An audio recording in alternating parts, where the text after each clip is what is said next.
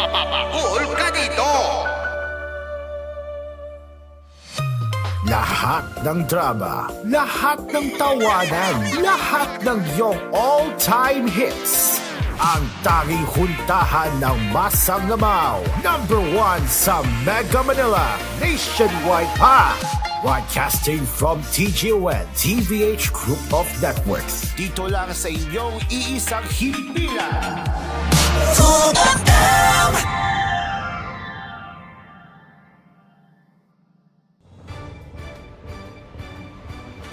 This is koolNews Early Edition.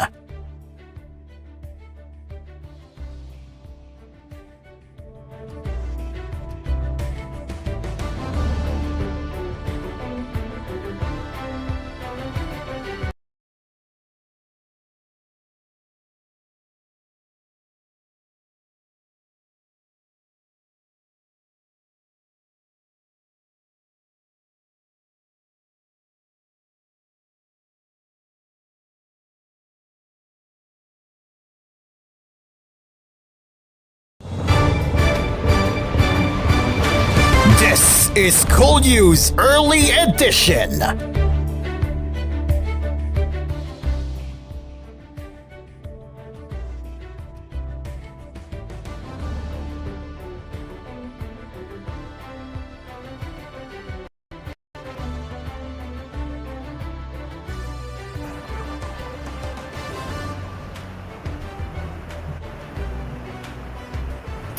All right. Good morning. Good morning to everyone, and welcome to koolNews Early Edition.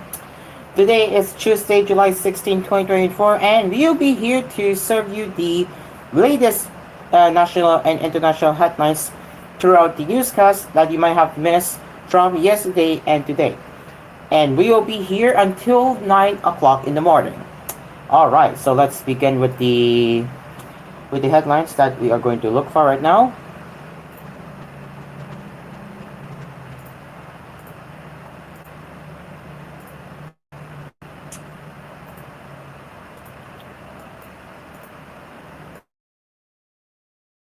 Okay, let's start with the headlines.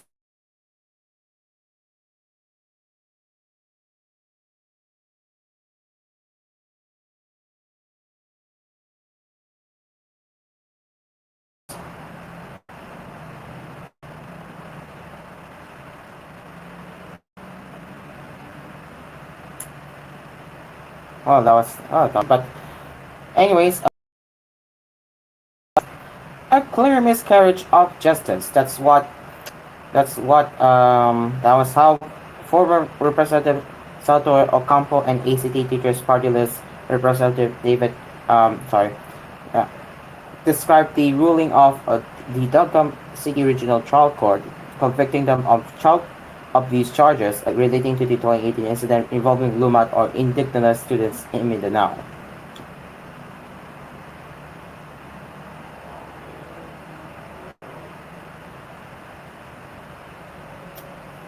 The case stemmed from an incident on November 28, 2018, when the Lumat School Salukpungan in Barangay Palmagil, Talingod Town was shut down by tribal leaders upon orders by the military, and the teachers were asked to leave the area. At 6:30 p.m. that rainy day, the teachers left the area, bringing them with 14 Lumat learners, and were fetched in a van by the group of Castro and Ocampo and others in another CTO after they walked in the dark for 3 hours. Ocampo and Castro were part of the solidarity mission in Tacloban City, where they received the distress call from the teachers.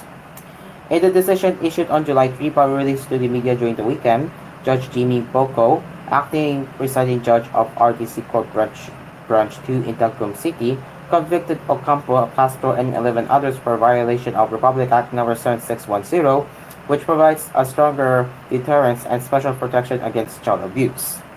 The court acquitted 54 accused pastors: Ada Ugal, Rev. Ryan Pagyaw, Ilar Denisa, and Rev. Duri Jami, after the prosecutor failed to prove their guilt beyond reasonable doubt.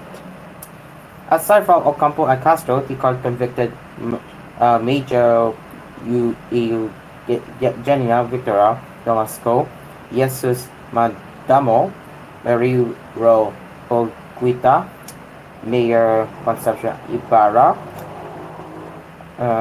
Genevieve Paraba, Nahaya Toledo, Marcel Angagit, Marcel Redon, Marian Aga, Lerfa Awing, and Wiming Dunsai, and met them with prison terms of 4 to 6 years. They were also directed to pay 10,000 pesos for civil indemnity and 10,000 pesos for moral damages to each of the 14 minors. Another person involved in the case, Ariel Ansan, had turned state witness, altering his affidavit to claim that the National Solidarity Mission exposed children to danger, according to human rights group Karapatan. In its decision, the court said the accused committed acts detrimental to the safety and well-being of the minor Lumat learners by keeping them in their company and transporting them on foot in the evening for 3 hours in the dark and unsecured road without assistance and presence of law enforcement, government agency, or even a written consent of the minors' parents, exposing the minors to hazard. Ocampo, Castro, and the other activists and educators collectively called the Talangot 18 vote to appeal their conviction and will initiate the appeal process at the RTC level and pursue it all the way to the Supreme Court if necessary. In a joint statement, Ocampo and Castro denounced the decision as unacceptable and unjust, arguing that the wrongful conviction speaks of the continuing persecution of those who are helping and advocating for the rights of Lumat children and the persistent attacks on Lumat schools and communities. Describing the decision as absurd and unacceptable, Castro said the fabricated charges, harassment, and persistent threats against the Lumat people and those who stand in solidarity with them must end.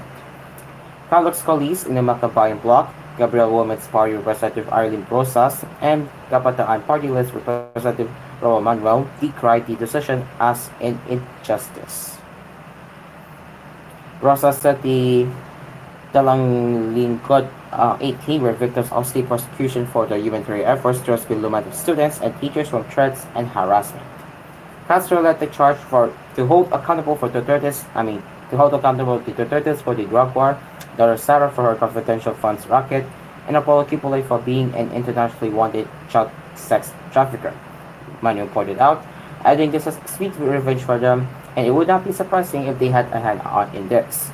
This is a political maneuver to prevent the 2025 bid of genuine opposition leaders with Castro at the helm.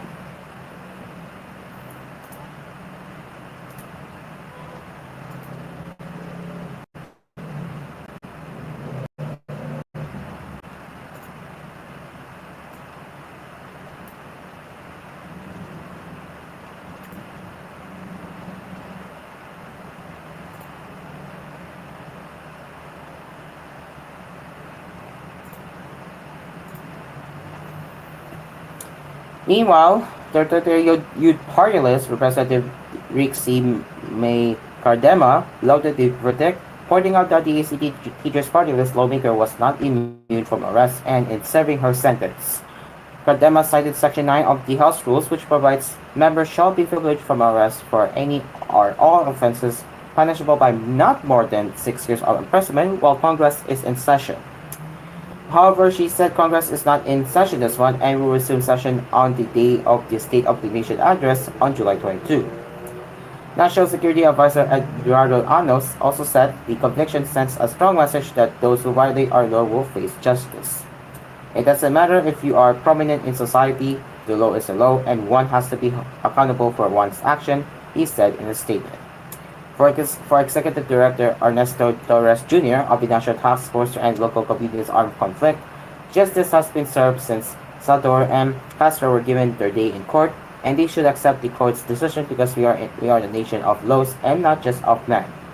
Among the groups that condemned the ruling was the Alliance of Concerned Teachers, which urged the higher courts to reconsider and overturn the ruling since the charges were only fabricated by the government. For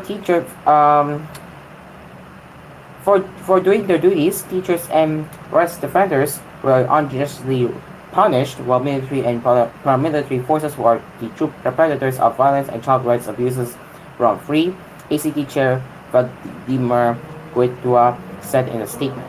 Christina Palambay, Secretary General of the Human Rights Watchdog, Karapatan, said the verdict shows that even courts of law are increasingly being weaponized against human rights defenders.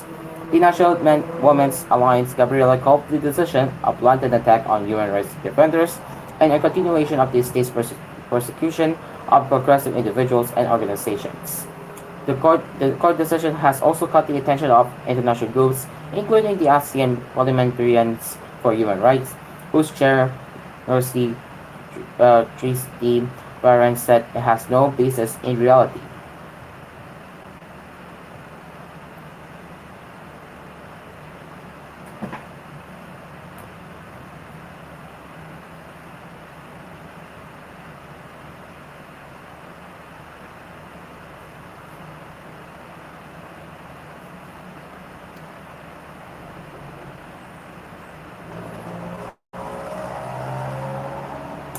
One of Bonbon Tarlac Mayor Alice Guo's companies had transactions with the brother of Michael Yang, a discovery by the Anti-Money Laundering Council that may bolster the link between the Philippine offshore gaming operators Pogos and former President Rodrigo Duterte's economic advisor Senator Risa Hontiveros said on Monday. In an online media briefing, Hontiveros said the AMLC's investigation into the financial dealings of the suspended mayor showed that Yang could have also dipped his hands into the local business that flourished during Duterte's presidency. Citing a report from the AMLC, she said both Full Land Development Incorporated had received money from the joint account of Yang's brother, Hong Jiang Yang, and Wan Yu Zihang Tan. The funds she claimed were used to bankroll Hongsheng Gaming Technology Incorporated, which built the vast poker complex in Bamban the authorities raided on March 13. The senator, however, declined to provide other details of the business transactions between Hong Jiang Yang and both Fulan, where Guo served as president before she supposedly sold her shares in the company in 2021 when she ran for mayor. The findings of the AMLC showed that Hong Jiang Yang had direct transactions with Guo, but I cannot tell you the amount involved at this point, Hontiveros told reporters. She would ask the AMLC to discuss their findings when the hearing of the Senate Committee on Women, Children, Family Relations, and Gender Equality resumes on July 29. Hontiveros heads the committee. The joint account of Yang and Yu was among the 90 bank accounts covered by a freeze order last week by the Court of Appeals after the AMLC filed an ex parte petition. Senator Sharon Kajilian had previously said that several billions of pesos had flowed into Guo's 36 bank accounts purportedly to finance Hongsheng's operations from 2019 to 2022.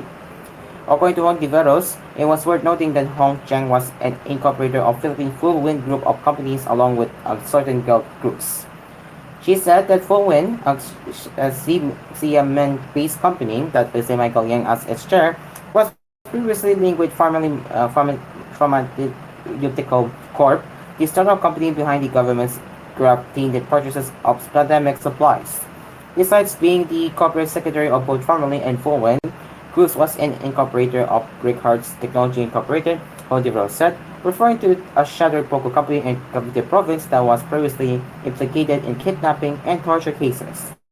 Their interlocking directorates of Pharmaly and sub-poker companies showed that the individuals behind these entities belong to the same group, she said. Last week, the House Committee on Dangerous Drugs ordered Yang's arrest for snapping its investigation into the 3.6 billion pesos drug bust in Pampanga province last year. Meanwhile, Hontiveros called on Guo to heed the advice of her lawyer, Stephen David, to service and comply with the arrest order issued by the Senate. Guo and 7 others, including her 3 siblings and their supposed Chinese parents, were ordered arrested on July 11 for ignoring the summonses for them to participate in the Senate hearing on Pogos. Of the 8, only Nancy Gamo, the accountant of several companies owned by the Guo family, has been accounted for by the Office of the Senate Sergeant at Arms. Unfortunately, if only she showed up when we invited her during the past 2 hearings, we don't need to have this conversation. She should have just honored the subpoena, Hontiveros said. It will be better for Go to follow the legal advice of her lawyer to show herself and surrender, she said. According to David, he was able to speak with his client over the phone for more than an hour on Sunday. In a radio interview, he said that he reminded Gould that she cannot evade the Senate's arrest order forever. This is a Senate warrant of arrest. This is not to punish you or anything. You are subpoenaed just so you can testify as a resource person, the lawyer recalled as telling Gould. David said the mayor intimated that she was getting more and more confused and that she felt more traumatized.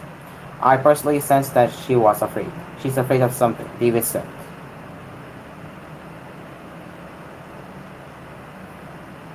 Okay.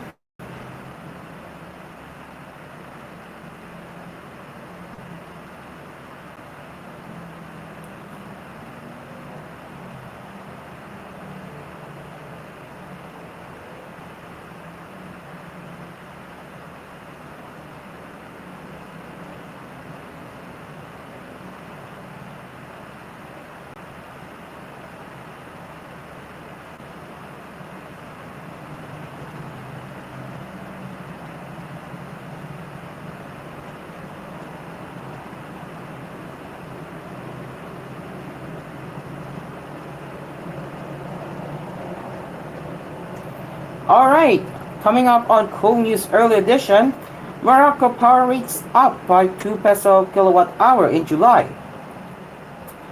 Ex-officials, ex-health officials oppose tobacco industry donations. Maritime cadet forced to exercise 2 dead according to CHR. DA again extends ban on onion imports. And child rights groups push bill boosting civil registry system.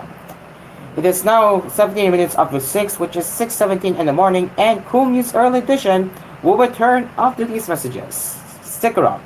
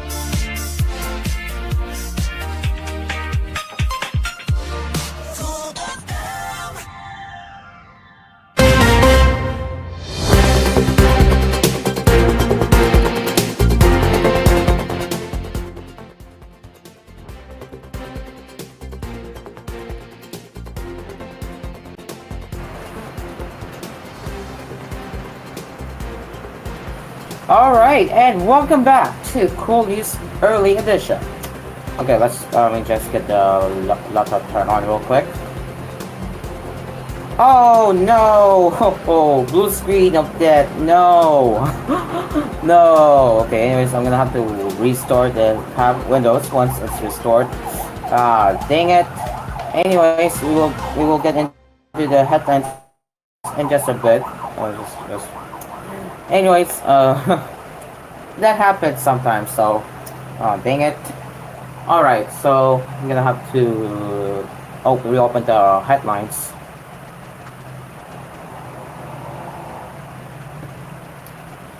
All right, so let me just get into the uh, the Windows again.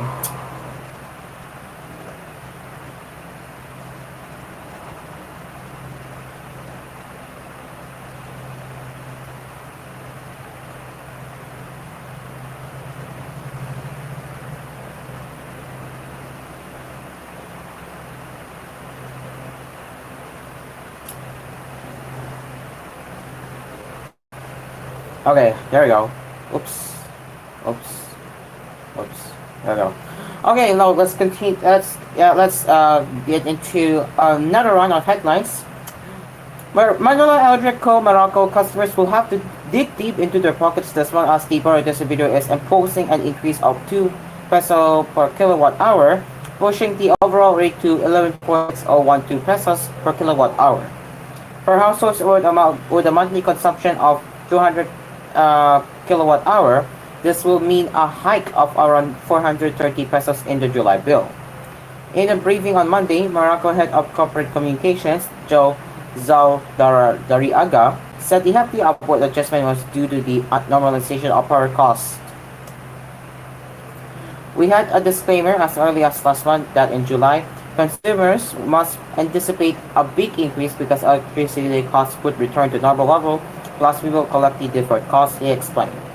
The company chart said it recorded a higher generation charge which jumped by 2.021 peso per kilowatt hour as prices in the wholesale electricity spot market normalized following artificially low rates in June. Last month's rates were supposed to be higher than May, but Morocco slashed its rates by 1.9623 peso per kilowatt hour after the Energy Regulatory Commission ordered the company to postpone the collection of the WESF portion of the generation charge to cushion its financial impact on consumers due to power outages nationwide. Instead, there will be a staggered collection of the generation charge until September. The WESM is an avenue for producers and distributors to trade power and get a supply boost, especially during hotter months when usage of electricity goes up. Morocco said for the July billing, WESM charges went up by 6.6370 peso per kilowatt hour, but thanks to the colder weather, demand in the Luzon grid fell, resulting in lower spot market prices. Charges independent power producers (IPPs) also climbed by 45 centavos per kilowatt hour due to higher fuel costs and lower average plant dispatch. Charges from power supply agreements also increased by 35 centavos per kilowatt hour, while the transmission charge went down by 15 centavos per kilowatt hour. While consumers face higher power bills this month, Morocco head of the economics Larry Fernandez hinted at the possible decrease in rates in August. There is hope that the rates will go down in August. We have already seen in the spot market that since the reading season started, demand has also decreased and the reserve level in the spot market are also improving, Fernandez said. ERC Chair and CEO Mona Lisa Dimalanta said that while they had anticipated our rate hike this month, the jump in the generation charge was higher than expected. I think the higher rate compared to last month is expected, particularly for Morocco since they are implementing two staggered payment schemes, one arranged by them with their IPPs and the other as ordered by the Commission on WESF purchases. Bulk of Morocco's supply comes from its IPPs, she told reporters. Admittedly, though, the 2.021 peso kilowatt hour generation rate increase is higher than expected. In any event, the rates are subject to the Commission's validation pursuant to our cost adjustment over under regulations, the Malanta added.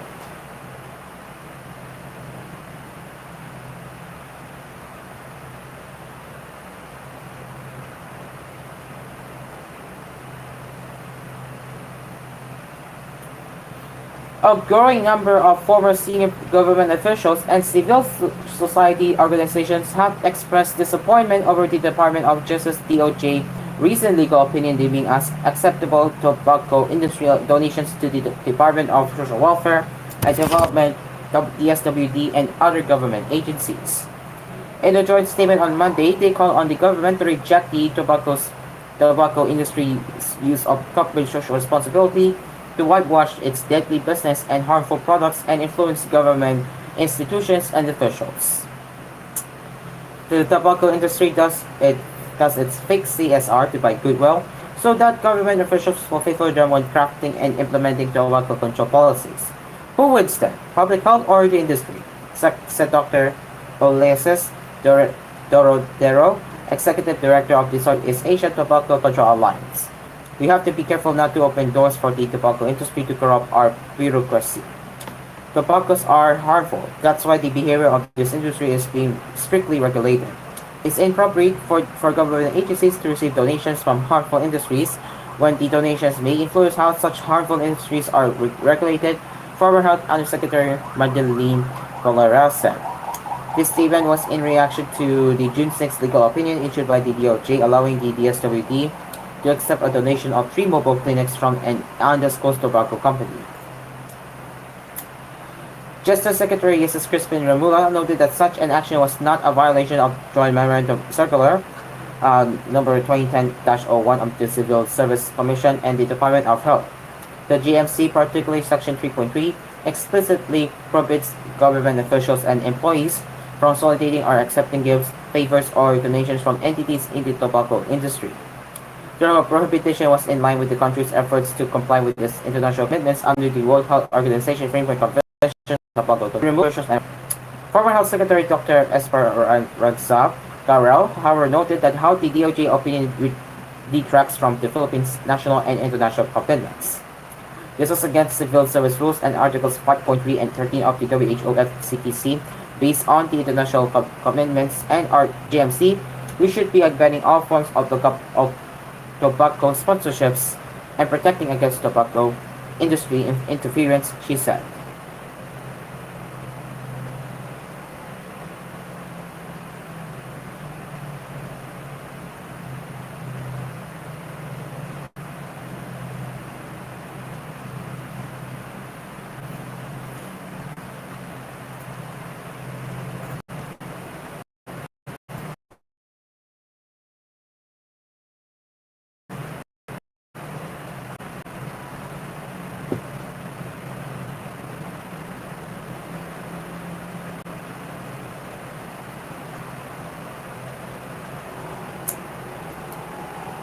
Okay, let's continue.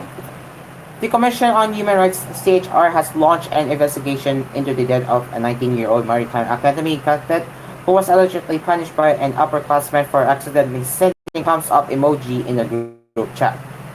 Vince Andrew de los Reyes, a sophomore cadet out at the Marjan Marine School in Calamba, Laguna Province, died on Monday after performing strenuous physical exercises on orders of a senior student, the CHR said, citing news reports. The Commission has zero tolerance for such actions, CHR Chair Richard Pabalatok said in the statement. Such practices not only jeopardize the physical well-being of the student but also violate their dignity and rights, he said.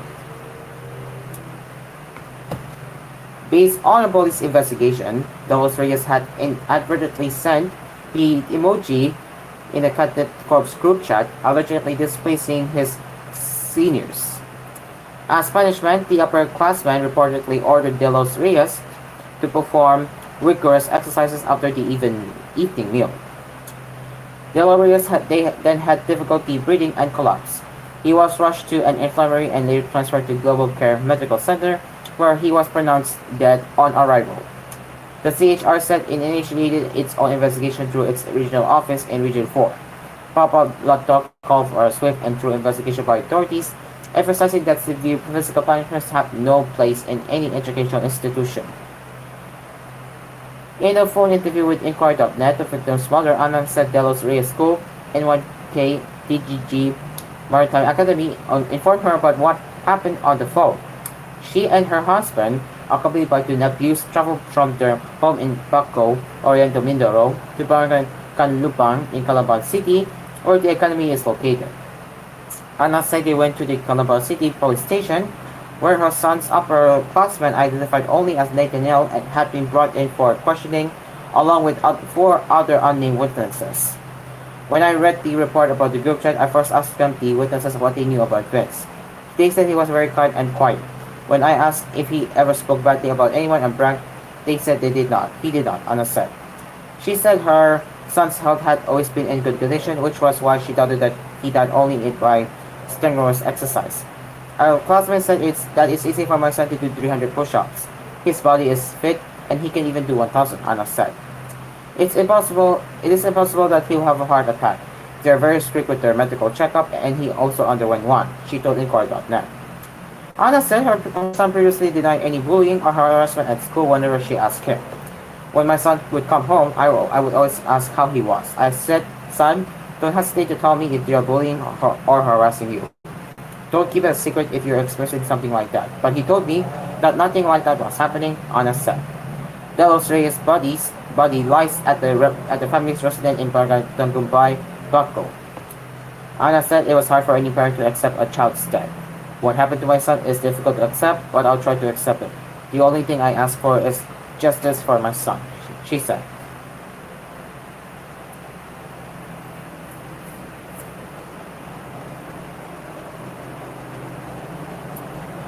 The Department of Agriculture has again extended the temporary ban on onion imports, moving into the end of August as the country has enough supply to meet the ban.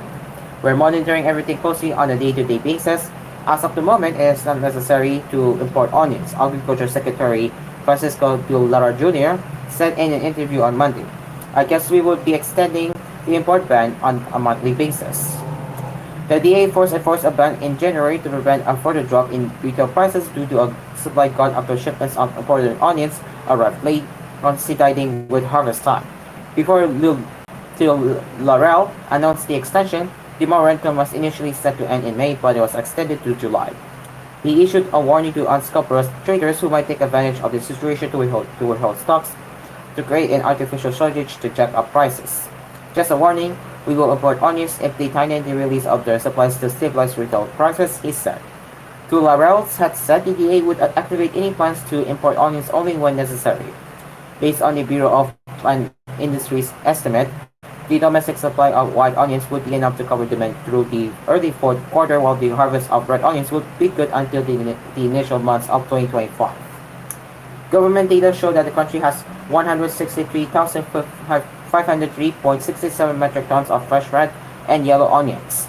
As of Friday, local red onions sold from 80 pesos to 150 pesos per kilogram, lower than the 150 pesos to 180 pesos per kilogram around the same period last year, based on the DA's price monitoring of Metro Manila markets.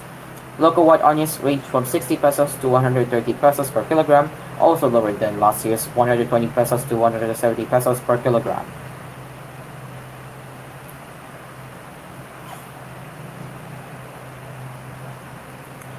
"11-year-old Princess Gabrielle, who was born in Makati City, has no birth certificate and neither do her two other siblings. Without that official and permanent record providing her existence and legal identity, Gabrielle cannot graduate from elementary school. She is also being bullied by schoolmates who tease her for not having a record of her birth. I am Princess. I don't have a birth certificate because we're poor. I need a birth certificate so that I can graduate and have a better life," Gabrielle said when she introduced herself at a media orientation on July 12 that tackled a pending House measure on Azivir registry and Vital Statics CRVS system. The forum was conducted by the Philippine Legislature's Committee on Population and Development, a non-governmental organization affiliated with Congress, which includes lawmakers in pushing its advocacy of developing public policies on population and human development. Gabrielle is one of 1.3 million children aged 0 to 14 who have no official birth records, according to PLCTP Executive Director Gom Conet-Geto. Citing data for the Philippine Statistics Authority, he said an estimated total of 3.7 million Filipinos have no birth certificates. Most of them are in the Bangsamoro Autonomous Region and Muslim Mindanao, whose 5 provinces are at the lowest portion of unregistered births in the country. To be a part of society means a person will have these milestones in life, birth, marriage, and even death, among others, officially recorded. CRVS systems are designed to ensure that these vital uh, events are continuously and mandatorily documented, Cornetto said. Each person has a story, and because people have their stories, each one should matter and be counted. He noted that the country, being highly vulnerable to the increased frequency and severity of disasters and impacts of climate change, needs an efficient and effective CRVS system to match emergency response. Cornetto cited the lack of information as well as misinformation and suspicions of mortality data during Super Typhoon Yolanda in 2013, the Maroli siege in 2017, and the COVID-19 pandemic.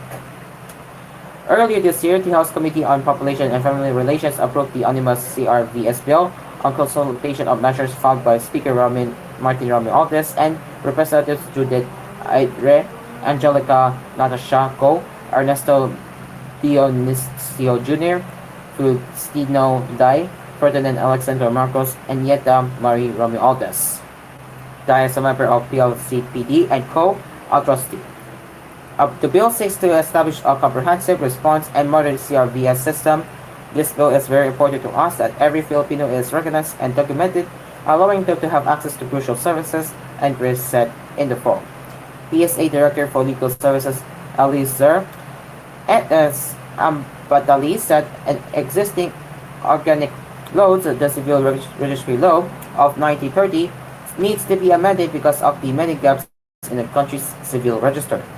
But new laws have also been enacted since then, such as the Local Government Code, which established the local civil registration offices, and the Philippine Statistical Act, which reorganized the Philippine statistical system and named the National Statistician the Civil Registrar General. Some Filipinos think that PSA is handling the civil registry, but that falls under the local government, Patali said. We should have a law that requires us to institutionalize the awareness of CRVS and to align the system with international standards. Public Interest Group in Mention Law Executive Director Sofia Monica St. Louis said the omnibus CRVS bill would address the issues regarding the case of Pampanga Mayor Alex Guo, whose Filipino identity has been questioned amid her alleged involvement in illegal pogo activities.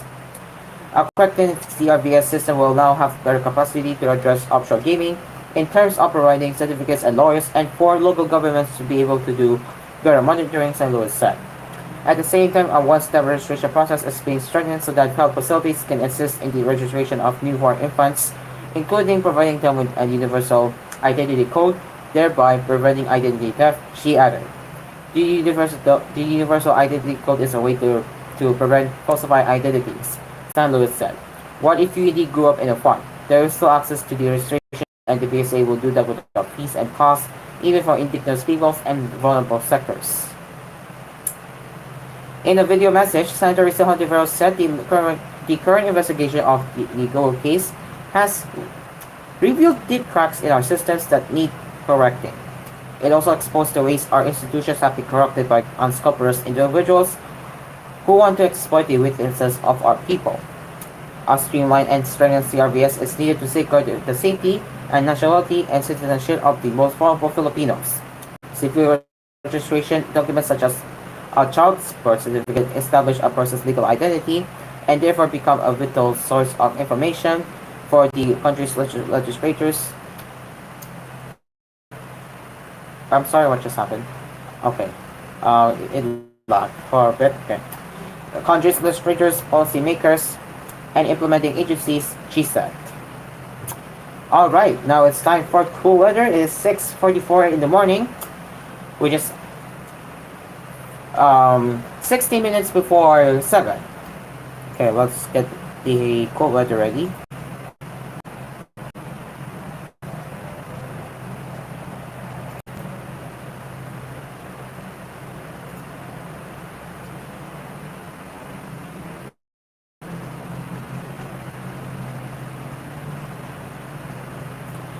Alright, here is the cold weather from Pagasa Weather Specialist Rhea Torres.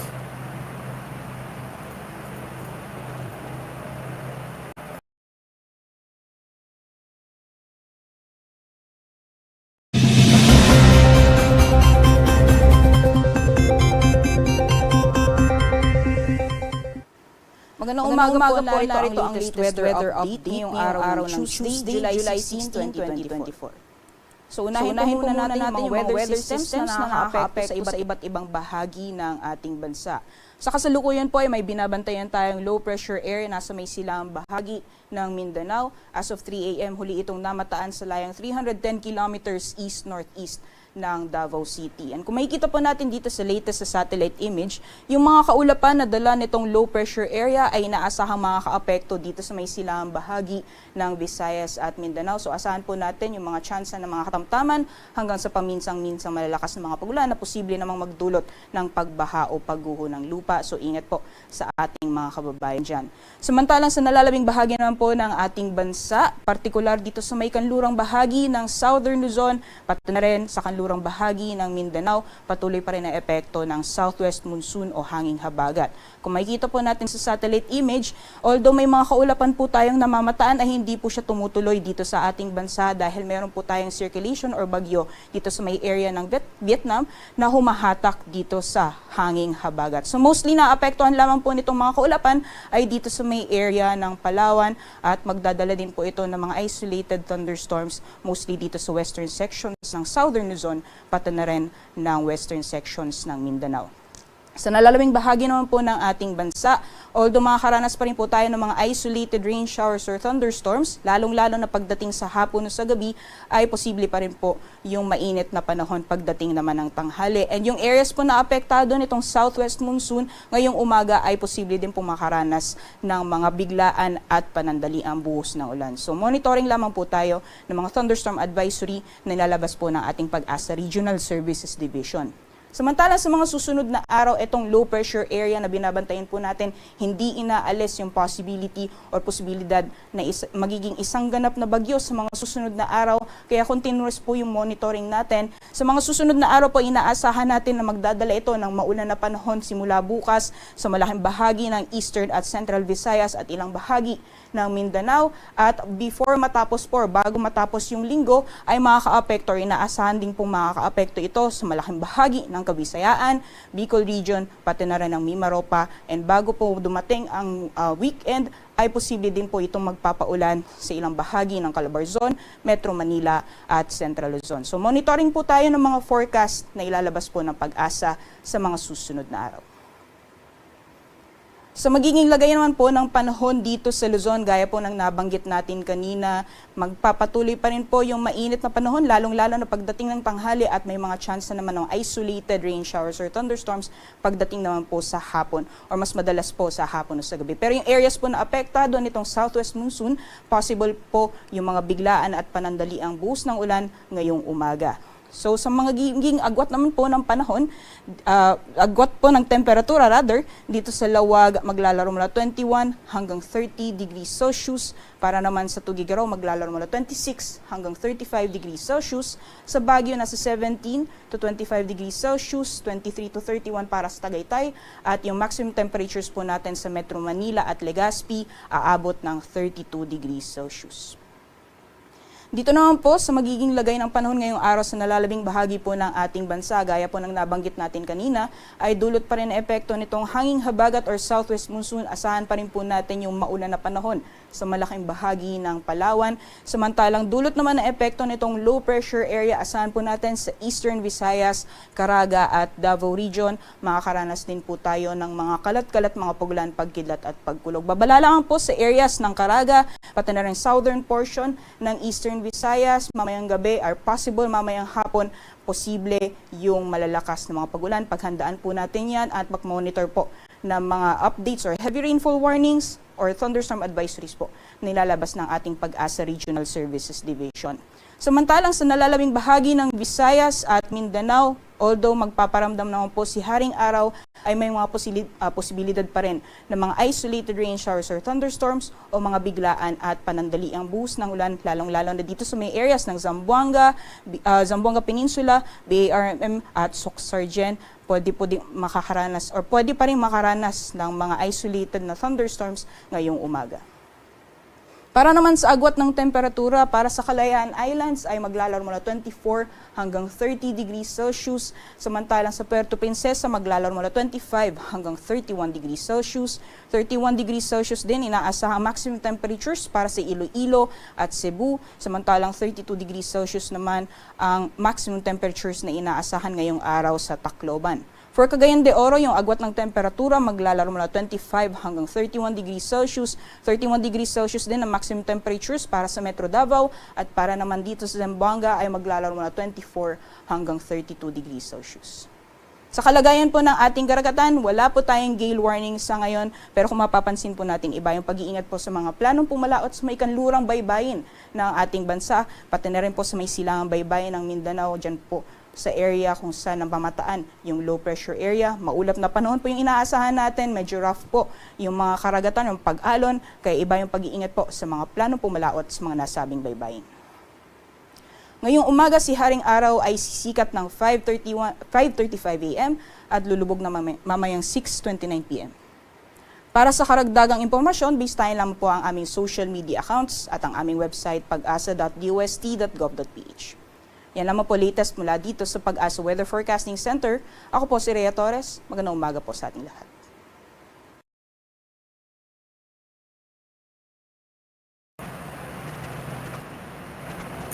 And that was the cool weather from Rhea Torres. Alright, it is now 9 minutes before 7 and we will be right back right here on koolNews Early Edition. Stick around.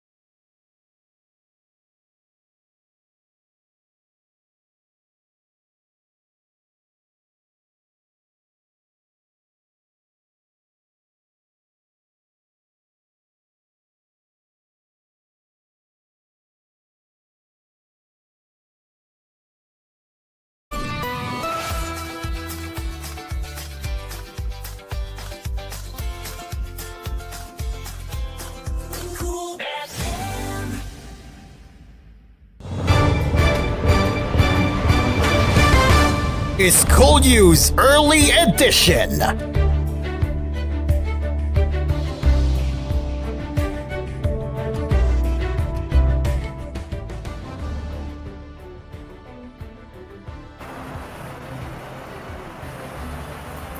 It is exactly 7, and to those who just joined koolNews Early Edition, welcome aboard, and we'll be here until 9 o'clock. So again, a very good morning to those who just joined here to start your mornings with the headlines right here on koolNews Early Edition. All right, so let's continue with the retry it. Yeah, let's continue with the headlines. If we have any new headlines that we can cover. Alright, so let's see. We do have new headlines, most likely from yesterday. Alright, so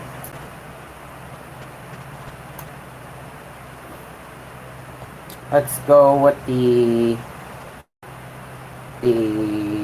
international headlines.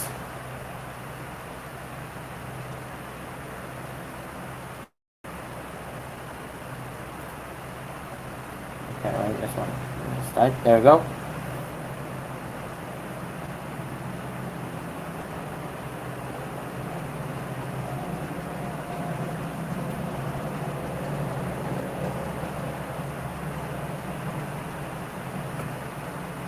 Just double check the headers cover.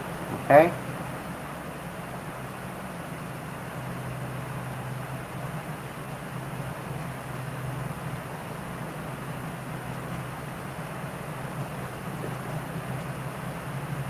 Actually, let's start with the two national headlines, or three.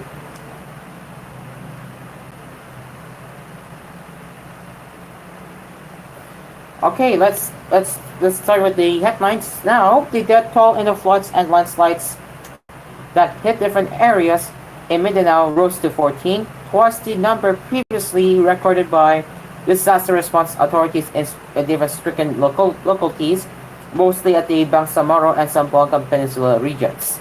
The latest fatalities included a young man who drowned in Pagnalugan, down off Mayugindanon del Sur on Sunday, another body fished out of Cabacan River in Cotabato province, and 5 more bodies recovered in Zamboanga City since Saturday. The rise in the number of fatalities was recorded even as many localities in Mindanao continue to grapple with having to provide for thousands of displaced persons from disaster-stricken areas where floodwater in some places remain neck deep or about a meter high, spawned by last week's days of rains induced by the southwest monsoon and the intertropical convergence zone.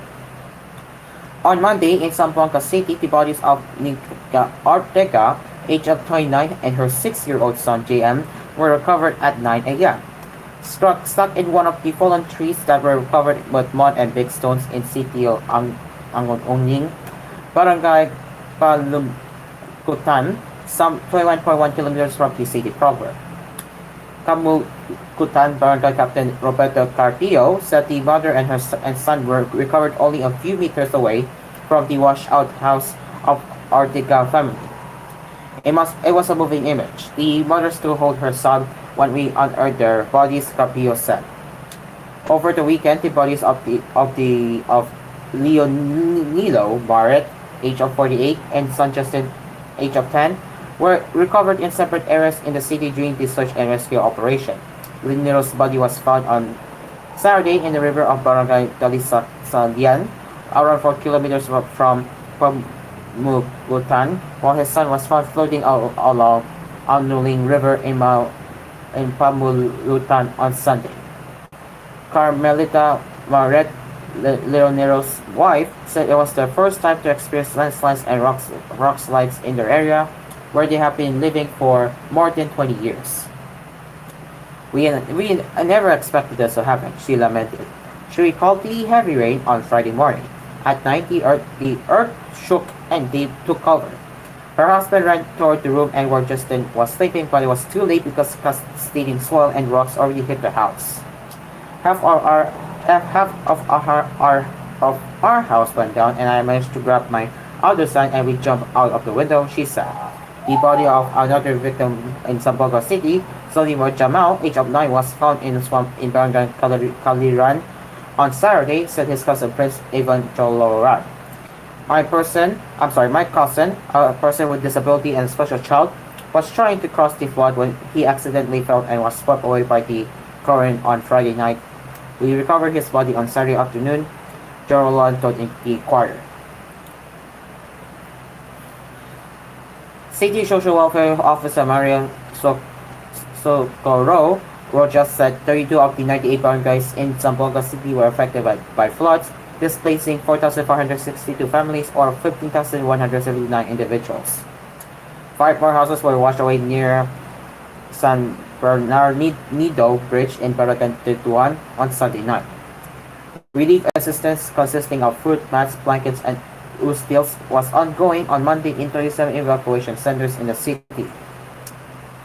Throughout Mindanao, the Department of Social Welfare and Development had reported on Sunday that at least 81,000 persons were affected in flood-hit areas. In Maguindanao del Sur, Benjamin Lip, Municipal Disaster Officer of Pagalugang Town, said a 23-year-old man tried to rescue his cow from sinking in Barangay Damasalak when got drowned as a result.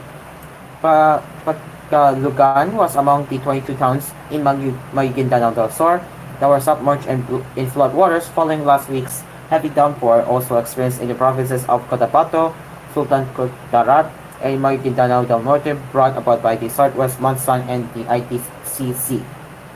In Kapatan town of Cotabato province, the remains of a woman who drowned in Bukidnon's municipality of Maramak was fished out kilometers away in Kapakan River on Sunday. Team Aboloto, Maguindanao del Sur's disaster response chief, said 9,616 families were displaced by the flooding in Pagalugan, with many more in Dadu Montawal and 15 other persons in the province. The Bangsamoro Rapid Emergency Action on Disaster Incidents reported that for the whole nation, the flood damaged 425 homes, of which 285 were beyond repair, while two public schools and a gym were also destroyed. On Sunday, water at the Pagalugan municipal grounds reached neck level, or about 1 meter. Portion of the Davao-Cotabato Highway in Palagungan was also submerged in water until Sunday morning. In Sultan Kudarat province, the 2 bridges that were temporarily shut after its approaches were carried away by rampaging river water, were now passable after the Department of Public Works and Highways workers put gravel and sand to allow motor vehicles to pass through. After 4 consecutive weeks of price increases, all retailers cut their prices effective on Tuesday, which is today. So good news for motorists and vehicles out there who are hoping for the oil prices to go down. We lost this stream, no? Okay, hold on. Let me check if it's working.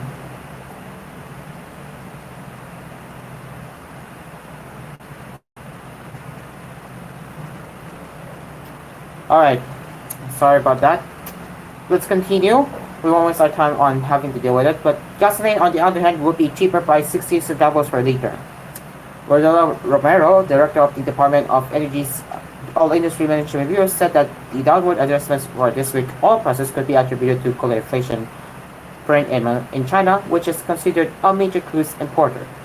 Romero also cited Hurricane Beryl, which slammed parts of the United States earlier this month, saying the storm only led to relatively little physical damage, allowing the United States to recover oil production, offsetting a larger than expected weekly draw in U.S. goods inventories.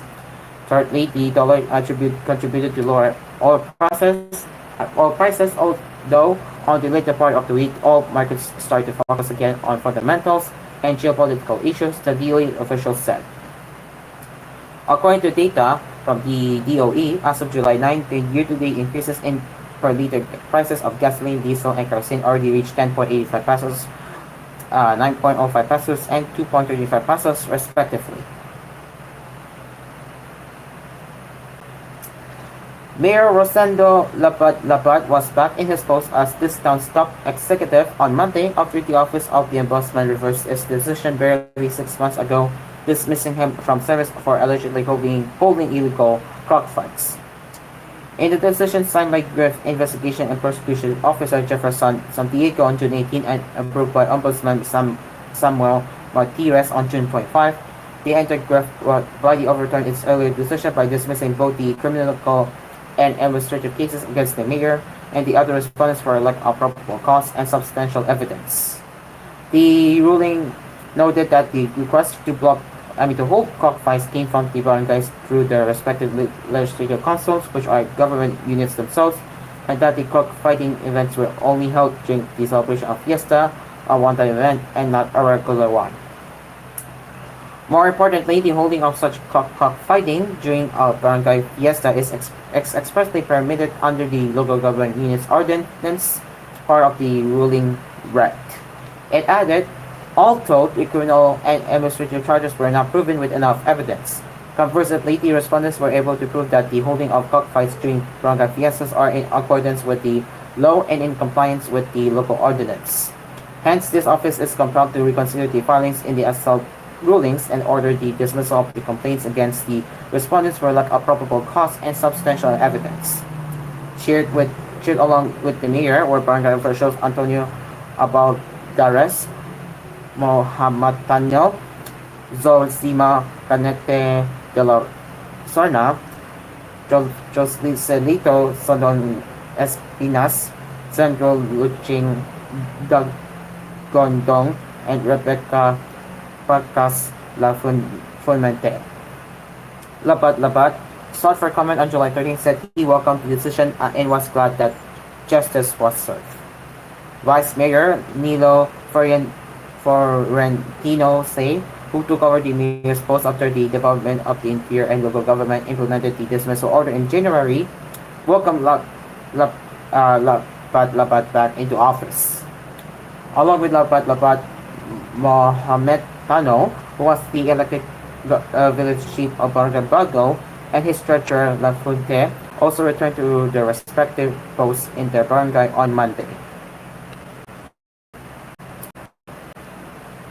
Alright, so it is now 13 minutes after 7, which is 7:13 in the morning, and we will be taking a commercial break. So coming up in international headlines, Trump formally named Republican candidate picks a right-winger for vice president.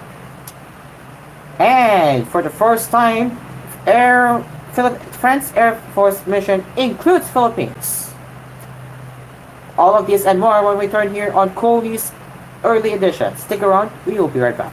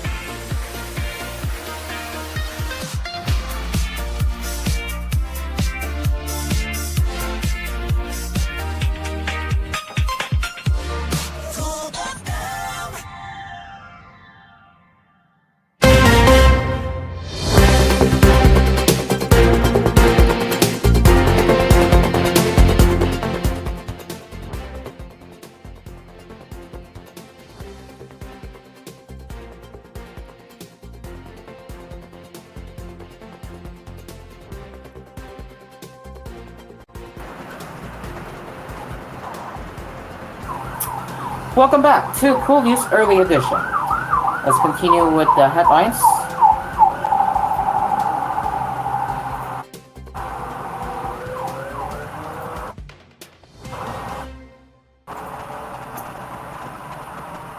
Starting with the international headlines, Donald Trump won formal nomination Monday as the Republican presidential candidate and picked a right-wing royalist for running mate, kicking up a Trump-less party convention in the wake of last weekend's full assassination attempt. Trump announced 39-year-old Ohio Senator J.D. Vance as his vice presidential pick, rewarding a one-time harsh critic who became one of his most reliable and uncompromising supporters in Congress. Trump, age of 78, is guaranteed a hero's welcome at the convention in Milwaukee, where delegates delivered their formal nomination 2 days after the scandal-plagued former president survived an assassination attempt at a rally. As Vice President JD will continue to fight for our Constitution, stand with our troops, and will do everything he can to help me make America great again. While Trump is increasingly confident of a shock return to the White House despite multiple legal problems and 2 impeachments during his first term, President Joe Biden is reeling from weak polls and Democratic concerns over his health. In delegates count in Milwaukee, Eric Trump put his father over the threshold on behalf of the Florida delegation, calling him the greatest president that ever lived. Which had been widely expected as Trump's pick. He will bolster the ticket on the right wing, but with less chance of expanding appeal to more moderate voters and women. The standard bearer for a new kind of populism that has come to the fore under Trump, Vance is also one of the least experienced VP picks in modern history. But he embraces the ex-president's isolationist, anti-immigration America First movement. Vance is further to the right than his lead boss on many issues including abortion, where he embraces calls for federal legislation. He initially made his name with the 2016 Memorial Hillbilly Elegy, a best-selling account of his Appalachian family and modest Rust Belt upbringing, which gave a voice to rural, working-class resentment in left-behind America. Turning his back on previous opposition to Trump, whom he once said might be America's Hitler, Vance reinvented himself and ultimately won the ex-president's key endorsement in the 2022 Ohio Senate race, launching his merit rise. Trump's convention comes as the country is still reeling from a botched attempt by a gunman to kill Trump at a rally in Pennsylvania Saturday. Some 50,000 Republicans descended on the shores of Lake Michigan for the gathering 4 months before Election Day. The attempted assassination, in which one bystander was killed, 2 more wounded, and Trump received a light wound in his ear, was expected to dominate proceedings. The Secret Service, which is battling through a system it failed to protect Trump from the shooter, said it was fully prepared to ensure security at the convention. Leading in multiple polls, despite being convicted at his harsh money criminal case in New York, Trump is exuding confidence. At age 81, Biden is facing calls from his own side to quit the race over concerns around his age. His campaign released a statement saying the Trump-Vance agenda would take away Americans' rights, hurt the middle class, and make life more expensive, all while benefiting the ultra-rich and greedy corporations. Trump scored another victory Monday as a judge dismissed the criminal case against him over accusations he endangered national security by holding on to top-secret documents after leaving the White House. He immediately took to Truth Social to call for the dismissal of all legal cases against him, insisting again that he was being targeted for political reasons. Trump told the New York Post he had prepared an extremely tough speech about Biden's horrible administration to deliver at the convention. As some Republicans, including Vance, sought to blame Democrats and anti-Trump rhetoric for the attack, Trump also said he hopes to unite our country. Still, that would see him have to rein in the instance to settle scores, demonstrated by his cry for supporters to fight in the seconds after Saturday's attack. The Milwaukee gathering is largely designed in Trump's image, with digital banners beaming out a message in a cavernous convention arena: "Make America Great Again." The branding reflects his takeover of the party, a diminished, a diminished figure after his 2020 election loss and the subsequent riot at the Capitol by his supporters. Trump has spent much of the last 4 years reshaping Republican politics, installing lawyers, including his daughter-in-law, Lara Trump, atop the Republican National Committee. The billionaire has effectively crushed dissent. Alright, now for the West Philippine Sea coverage, or should I say, kind of global, I think. France Air Force mission touring the Indo-Pacific region will include the Philippines for the first time as France seeks to forge closer to defense ties with Manila. A contingent from the French Air and Space Force taking part in the Pegasus 24 will stop over at Clark Air Base to demonstrate the European countries' commitment to uphold freedom of navigation and overflight in the region, French Ambassador Marie Fontanelle said on Sunday during the Bastille Day celebration in Manila. The Package 24 is a yearly French mission to the Indo-Pacific region meant to showcase air power projection.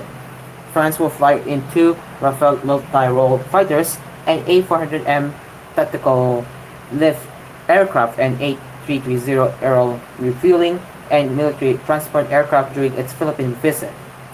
During the stopover, bilateral activities are expected to help build the foundations of air-to-air cooperation between the two countries, the Department of National Defense said on Monday.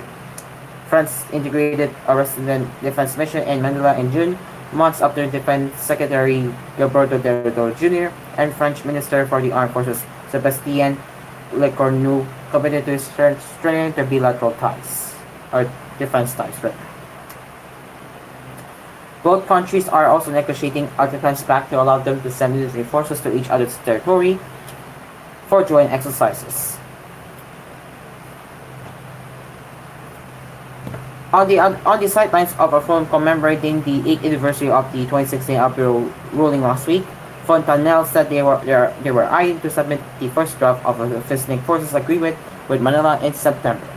The Philippines currently has status of force agreements with the United States, Australia, and Japan.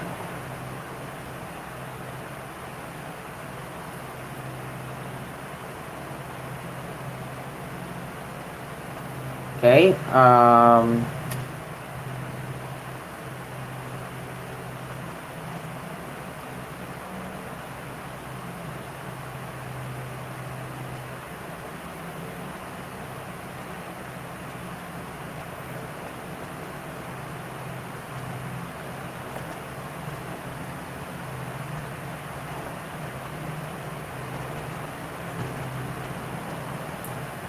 Give me a second.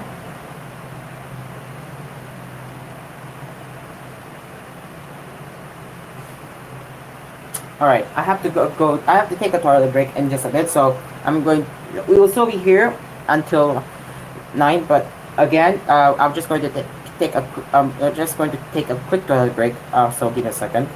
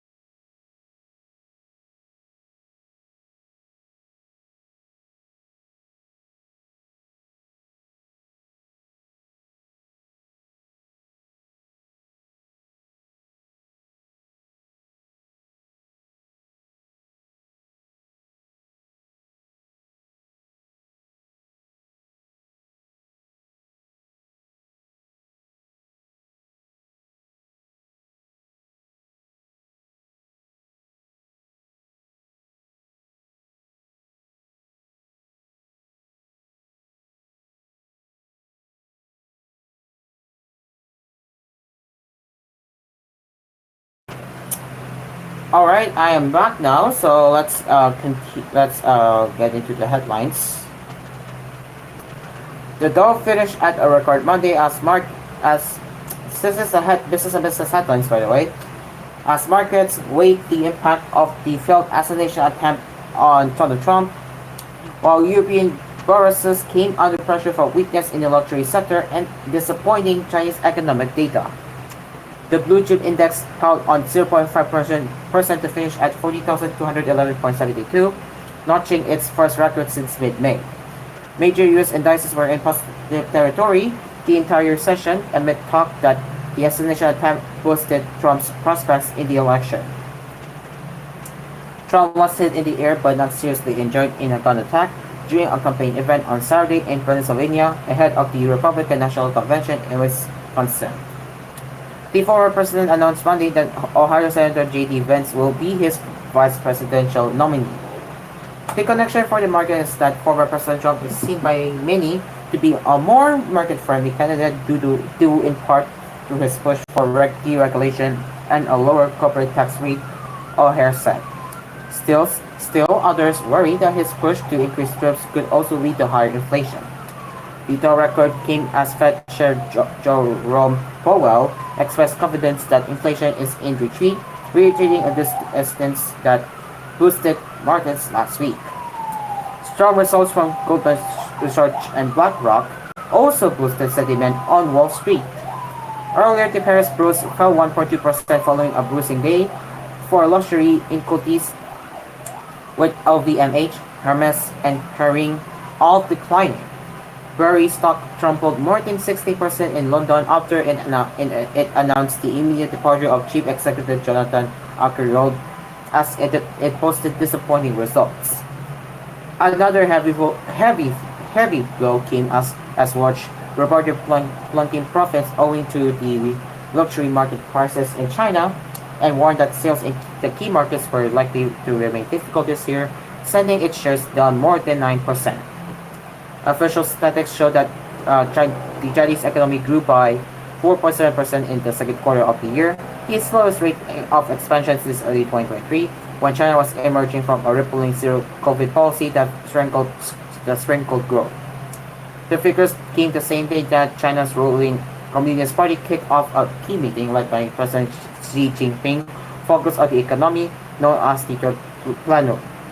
The world's second-largest economy is grappling with a real estate debt crisis, weakening consumption, and an aging population. Analysts are hoping the gathering spawns badly needed support for the economy.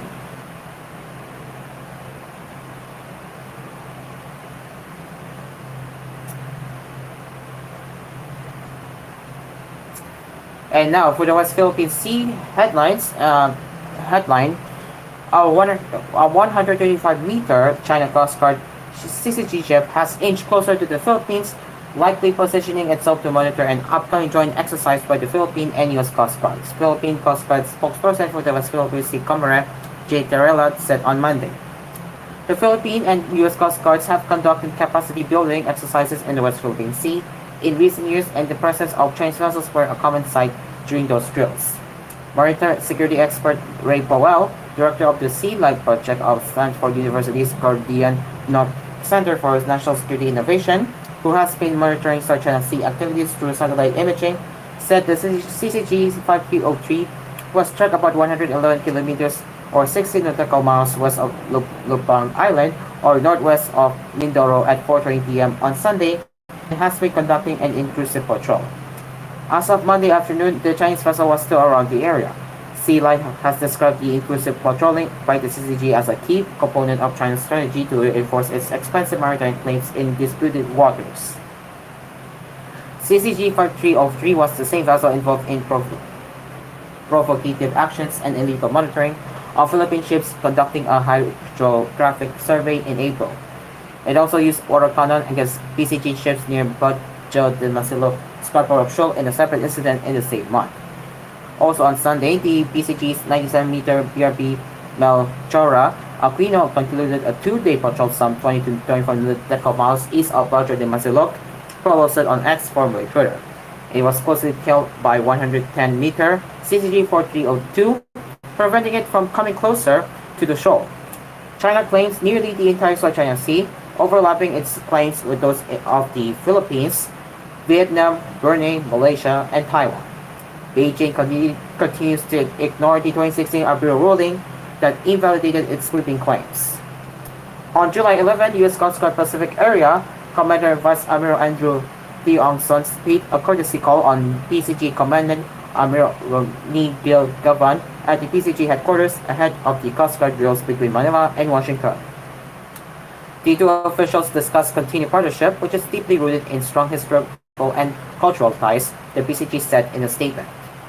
I believe that this engagement will further improve and intensify our collaboration on maritime security, reinforcing our very strong commitment for ensuring regional stability and peace, Gavan was quoted as saying. The PCG chief looked back on how the present collaboration has expanded beyond technical and operational training for the officers to include major infrastructure development. In May, the PCG integrated a 54 million peso vessel maintenance facility at Sangley Point in Cavite Province, a project funded by the U.S. government to the Joint U.S. Military Assistance Group Philippines. Last June, the PCG announced that their U.S. counterpart will deploy its assets to support the government's efforts in ensuring the safety of local fishermen in the West Philippine Sea amid the implementation of China's anti-trespassing policy that encroaches on the country's exclusive economic zone. The USCG said they will deploy their North Pacific Coast Guard to support the PCG in upholding its sovereign rights in the West Philippine Sea, the PCG said in a statement. However, the PCG said the specifics of the deployment, such as the total number of personnel and the type of vessels to be brought by the U.S. Coast Guard, remain unclear. Alright, let's see if we have new headlines.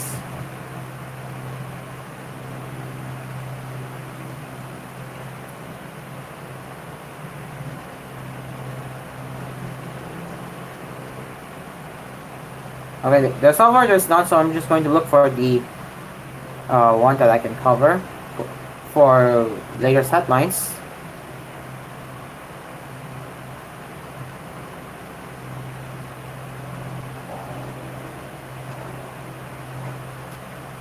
Okay, we're almost there.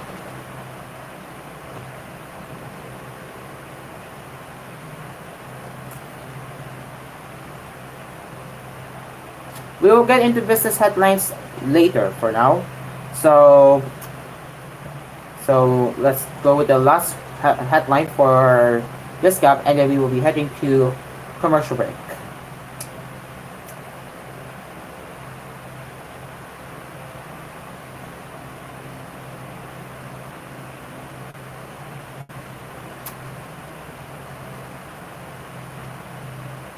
I think I already read this before. Hold on. Did I? I need to make sure. Okay, not quite. Okay. Alright, so let's get into that one, and that will be the commercial break. Senate President Francis Escudero said suspended Bamba Mayor Alice Go will be safe and may even be allowed to use gadgets if she ever gets arrested and taken into custody by the Senate. Speaking to reporters in an ambassador interview on Tuesday, Escudero said should she finally be arrested, will be detained in a facility near a Philippine National Police office within the Senate compound. The Senate chief described the detention facility as an air-conditioned room with its own restroom and bunk beds. At least the PNP itself will be guarding her, and only their K9 unit is hanging out there right now. I have inspected it earlier, and if necessary to ensure the security of Mayor Guo, we will detain her there along with her relatives, as long as the committee does not schedule a hearing, said Escudero. Asked if Guo will be allowed to use gadgets while in detention, Escudero admitted that he does not see the reason why the embattled local officials should not be allowed to use such. According to the current rules and guidelines, the office of the Sergeant at Arms would not allow it, but should the need arise, the OSA may provide a phone line. But I have ordered a review because I found that the rule was already old and may no longer be applicable, he said. Meanwhile, in the same interview, Escudero admitted to believing that Guo has no reason to be scared. I don't know where the threats against her life are coming from. This is not a penalty. This is not a punishment for the commission of any crime. This order to detain her is only to ensure that she will attend the Senate hearing. And after she attended the hearing, there is no reason to continue her detention, Escudero emphasized. The Senate on Saturday issued an arrest order against Guo and 7 others for refusing to appear despite due notice at the Committee on Women's hearing on July 10. A quick look into the official arrest order shared to the media, which showed that it was signed by panel head with Senators Hontiveros and Escudero. The document stated that Guo's refusal to appear before the Senate delayed, impeded, and obstructed the inquiry into the reported violation of human trafficking, serious illegal detention, and physical abuse and torture in the premises of an internet gaming licensee of the Philippine Amusement Gaming Corporation. Guo is subjected to scrutiny due to the Senate panel on women barred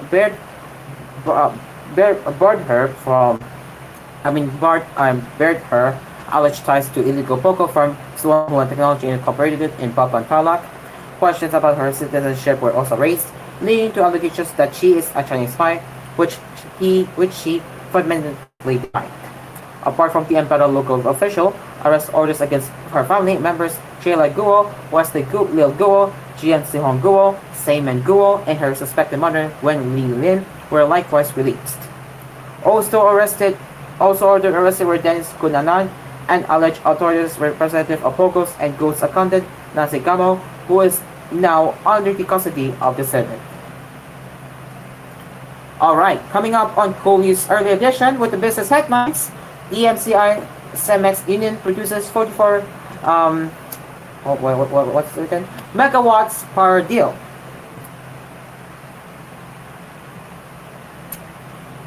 Philippines adopts global passports for goods.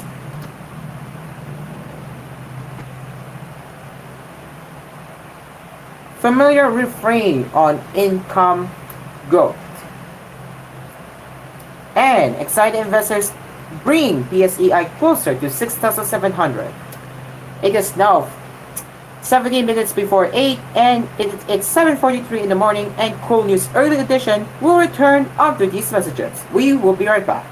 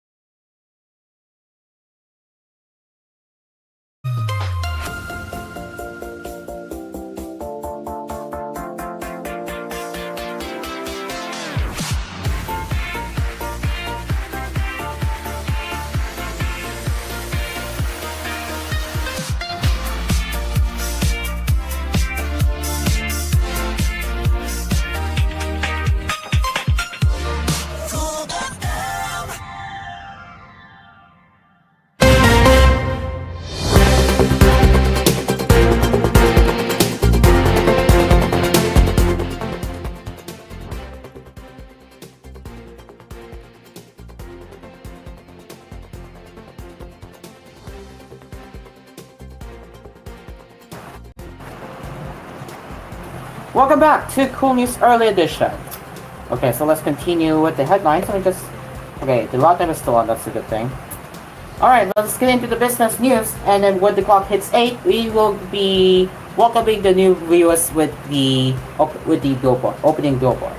Okay, let's get into the business headlines now. As construction and engineering conglomerate DMCI Holdings Incorporated is slowly integrating its business with segment and manufacturer Cemex Holdings Philippines Incorporated, first through the koolNews-led firm's power units.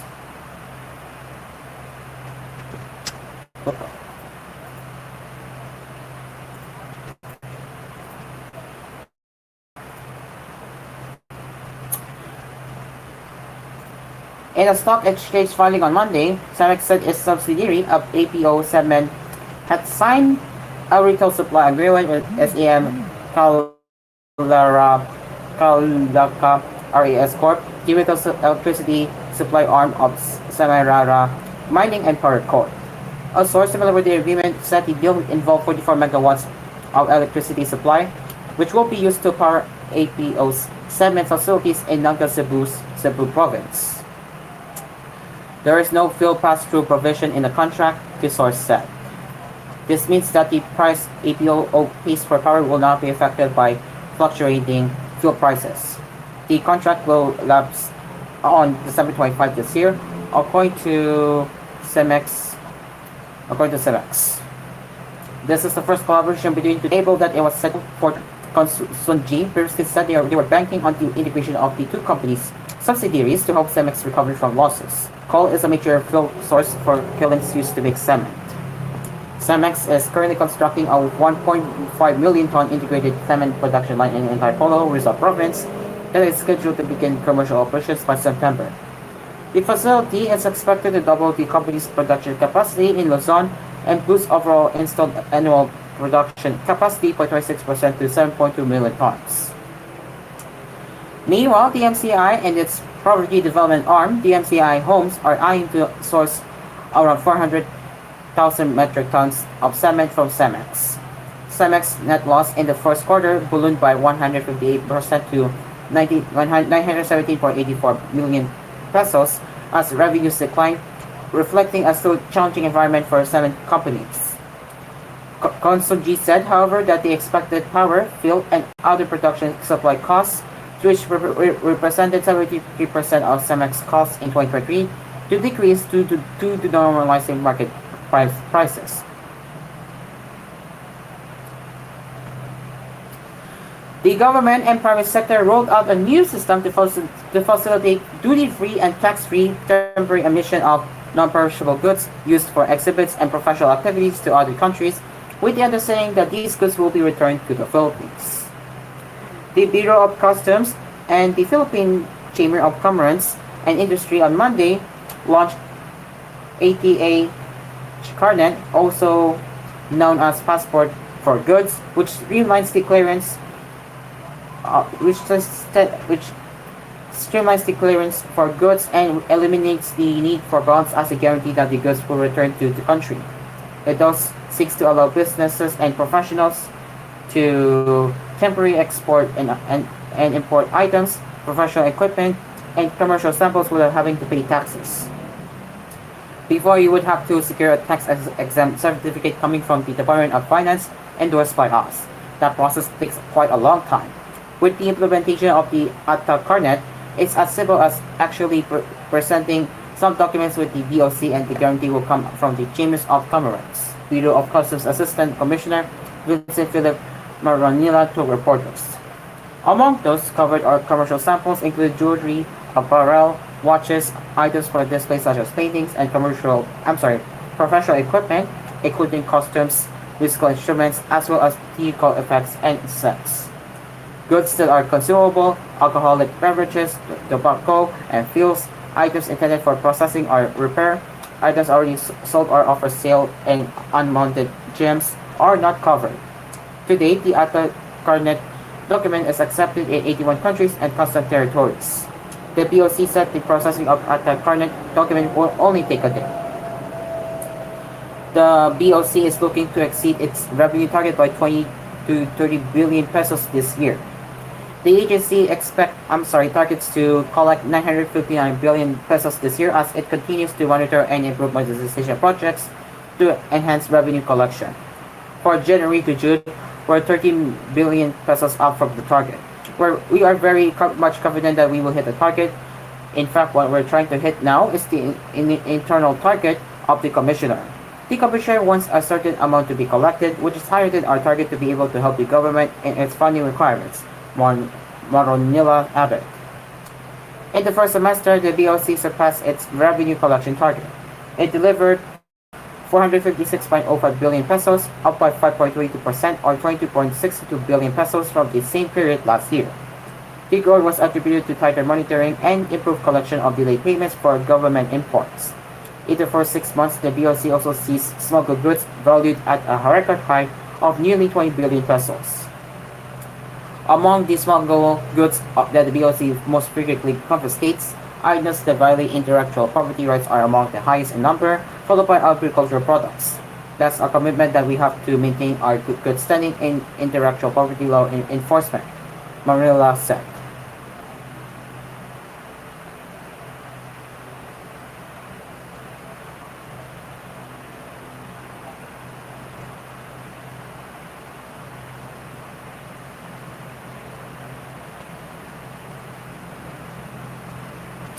Okay, so it looks like this is a opinionated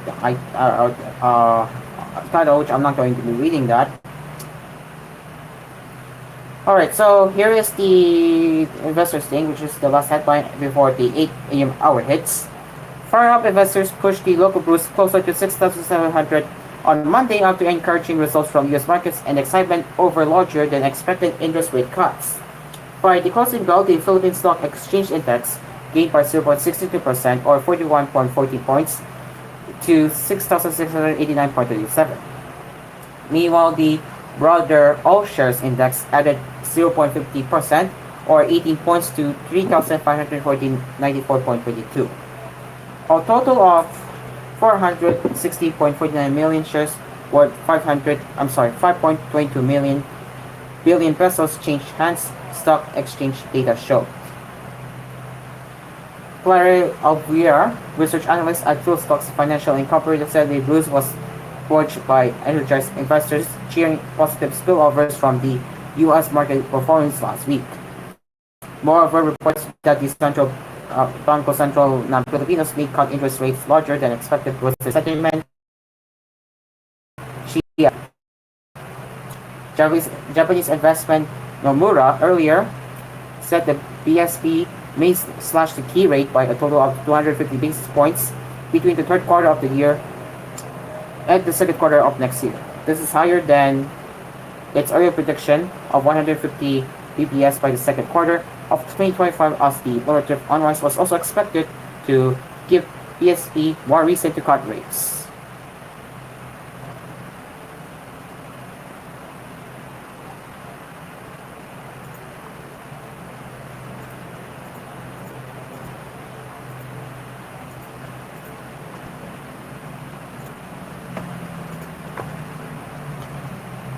Property firms registered the highest gain at 9.91% on the first trading day of the week, boosted by Zobel family-led Agalea Land Incorporated, which was the top traded stock as it climbed by 3.72% to 30.70 pesos.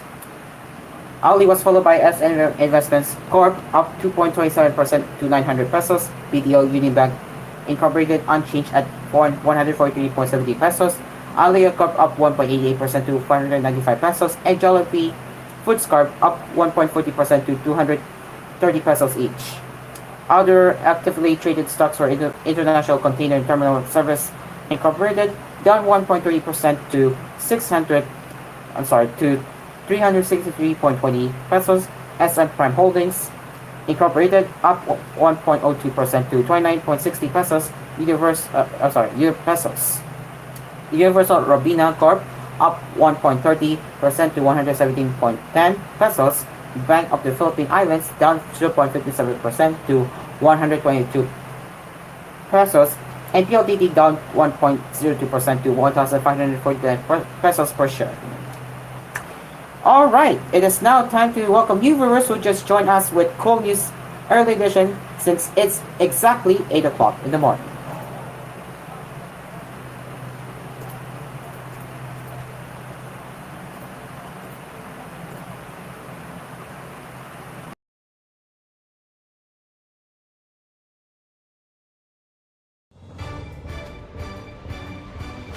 This is koolNews Early Edition.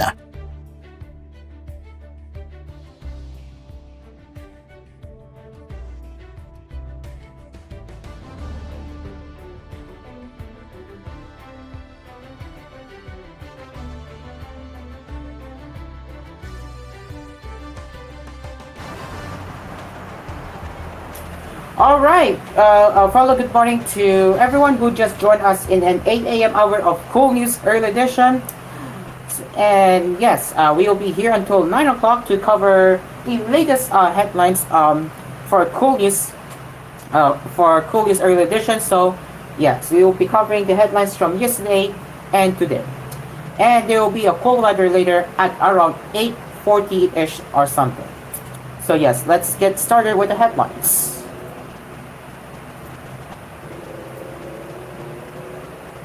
Okay, give me a second. Get started with.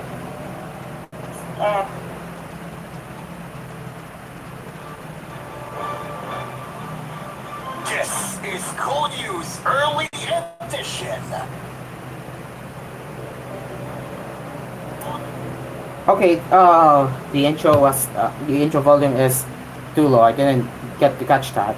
And anyways, let's check for the new headlines so far.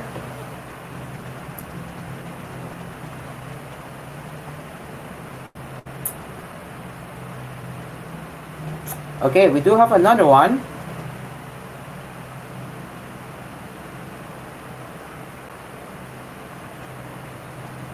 Alright, let's continue with the business headlines. And actually, before we get into that, so here are the headlines that we have covered so far in 6 a.m. and 7 a.m. hour.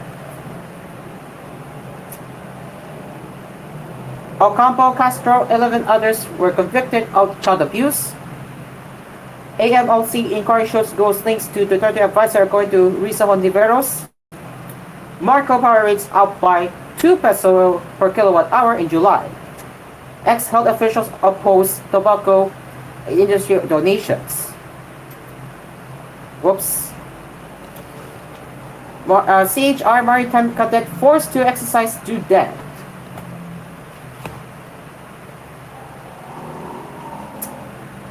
The VA or Department of Agriculture again extends ban on onion imports. Child rights group push bill boosting civil registry system. Trump formally named Republican candidate France Air Force mission includes Philippines for the first time.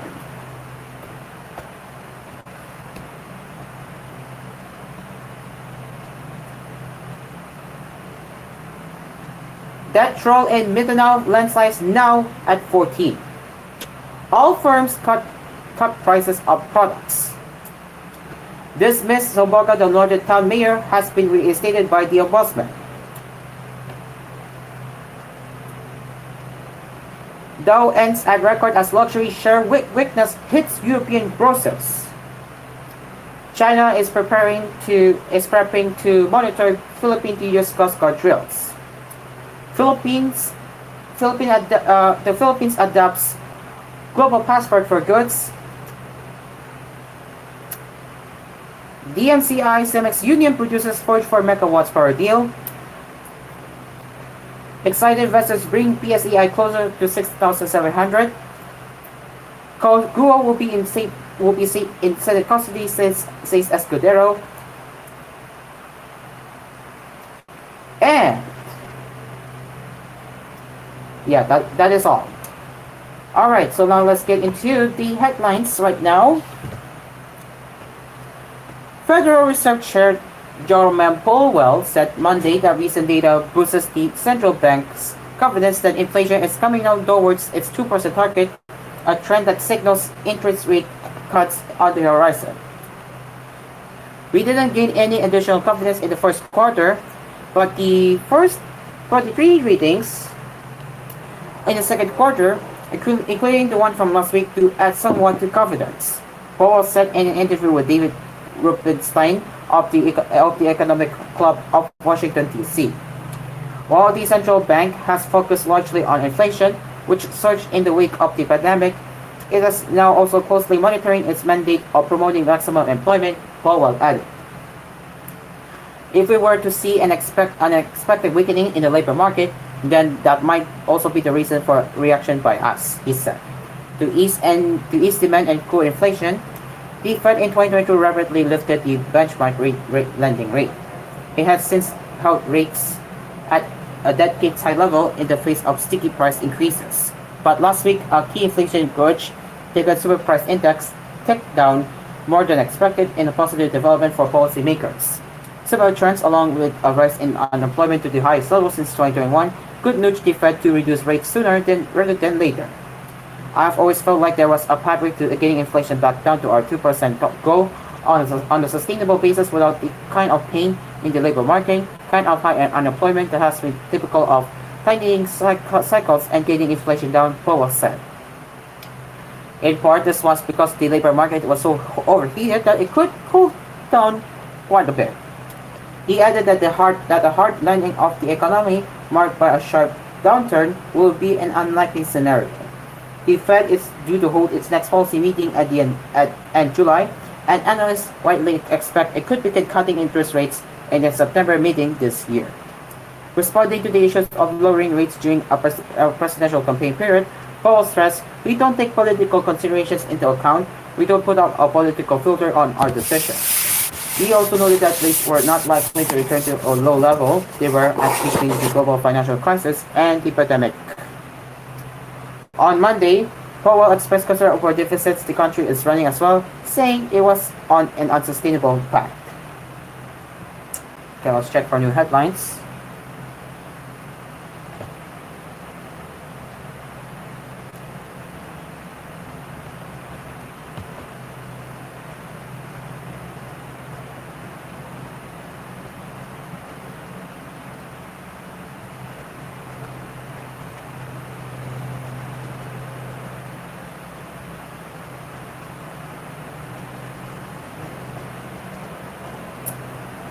Alright, so far, there's no new headlines. Oh wait, hold on. There's a vaccine news about the... Let me just get that one up real quick.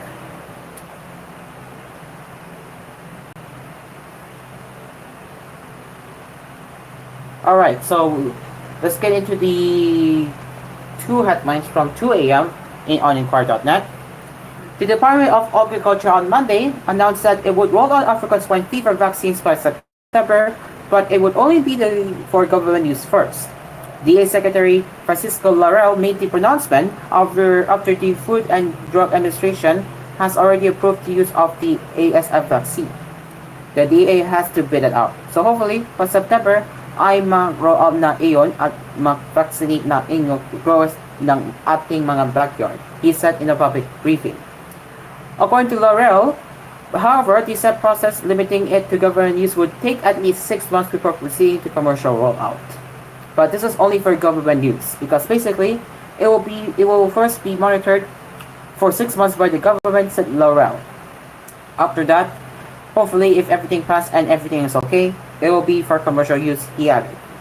Laurel previously said that the availability of the vaccine will be able to address the spread of American swine fever in the country. And Commissions on Elections Committee Chair Judge Garcia on Monday said he is eyeing filing criminal charges against those behind the alleged banking accounts linked to him where he supposedly received bribes from a South Korean firm. Garcia made the pronouncement as he once again insisted that the banking accounts were said to be offshore and now with 7 additional local bank accounts are fake. According to Garcia, he aims to file falsification cases against those behind the fake accounts. Kung sa kaling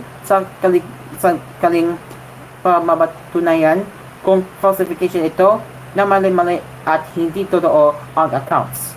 Ako mismo ang mag-i-file non-counsel criminal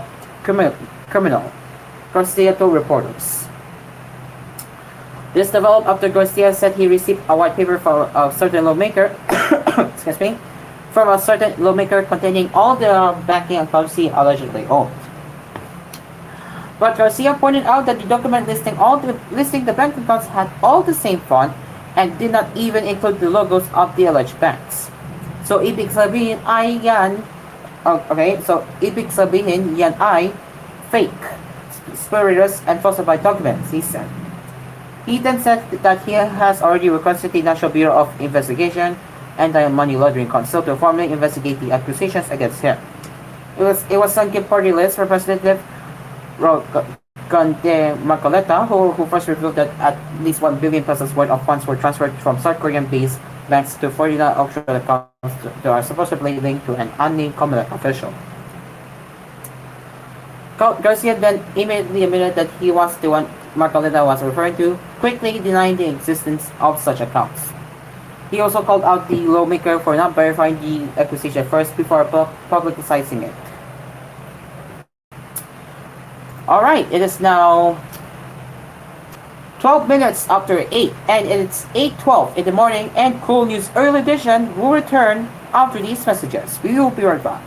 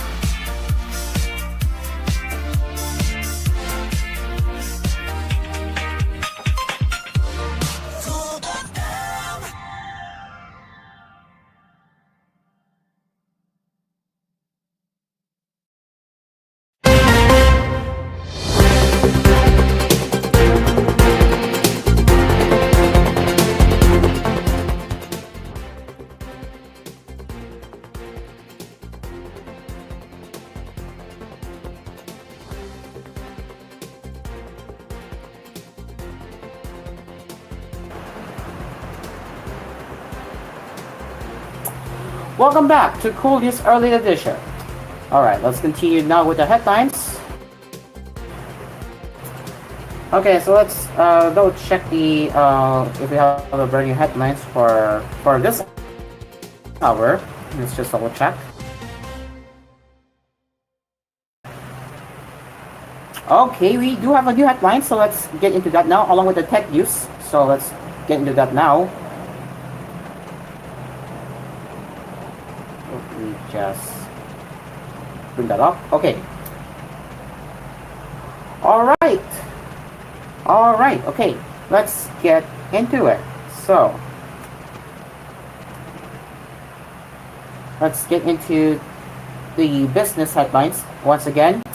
The government was able to raise 22.6 billion pesos from Monday's sale of treasury bills, exceeding its original offer as cash awash market players flocked to government securities to lock in higher yields ahead of possible Bangko Sentral ng Pilipinas interest rate cuts by August. But despite prospective PSP rate cuts, accredited government securities dealers demanded higher rates for the short tenders, resulting in an uptick in rates for 91-day and 182-day T-bills from last week's audition. Data from the Bureau of the Treasury showed that the latest T-bills audition attracted 46.7 billion pesos in total tenders, 2.3 times larger than the original offer size of 20 billion pesos. The 91-day T-bill rate averaged 5.717%, more expensive than 5.698% rate at last week's audition. The yield on the 182-day dub paper averaged 5.978%, also higher than 5.968% last week.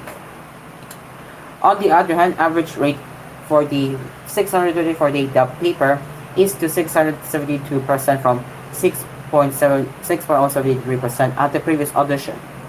This was as local monetary authorities reiterated the likelihood of the 25 basis point PSP rate cut as early as August amid easing inflation, Rizal Commercial Banking Corp Chief Economics Michael Ricafort said in a Fiber message. PSP Governor Ali Ramon Lona said earlier that the Monetary Board may cut rates by 25 BPS as early as August and another 25 BPS before the end of the year, possibly even ahead of any dovish move by the U.S. Federal Reserve. The central bank has raised October 2023 to bring down inflation. In the international scene, this suffered than expected U.S. inflation in June, spreading market expectations of the Fed policy rate cut as early as September. U.S. inflation went down by 0.1% in June, making the first drop since May 23. In the 12 months through June, the inflation rate stood at 3%, the lowest level in 3 years.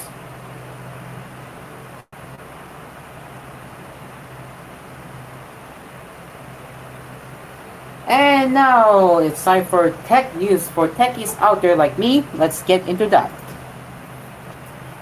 The AI revolution may seem like a fad, but it will eventually lead to the creation of an AI that's smarter than humans.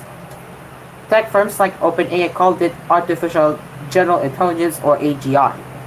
Bloomberg states its unnamed sources share the AI's firm 5-step plan to develop AGI. Based on these steps, it seems the world is nearing step 2. Tech experts are about to create reasoners. These are AI models that can solve problems at par with a human with a doctorate degree and no textbook access. So what are the open AGI plans? Well, according to Herman Mohabadra on X, well, we can see the chart here. Let me just open that post on X real quick. Excuse me. So let's read the post. This is a fascinating chart. It's how OpenAI sees the future. See this way, it does look like we are getting close to level 2, which is just AGI or Artificial General Intelligence layer, a model that can hit a baseline IQ of 100. Next task would be to make this AI human or AI nin useful to society. It takes years of skill learning for us to get there. AI will get there faster, but require a lot of help, data, compute. Next is to build an army of Einsteins for every field. This will require perhaps an total of specialized data and compute, and maybe even a new algorithmic approach. And finally, make this army cooperate and run interests to serve whatever form of economic the world would be, perhaps some shape of neo-robo-capitalism. So this is interesting. So here's the stages from what I'm seeing in the chart. So level 1, chatbots, AI with for conversational language. Level 2, reasoners, human level problem solving. Level 3, agents, systems that can take actions. Level 4, innovators, AI that can aid in invention. And level 5, organizations, AI that can do the work of an organization. So it's just a very fascinating chart, I can really say there.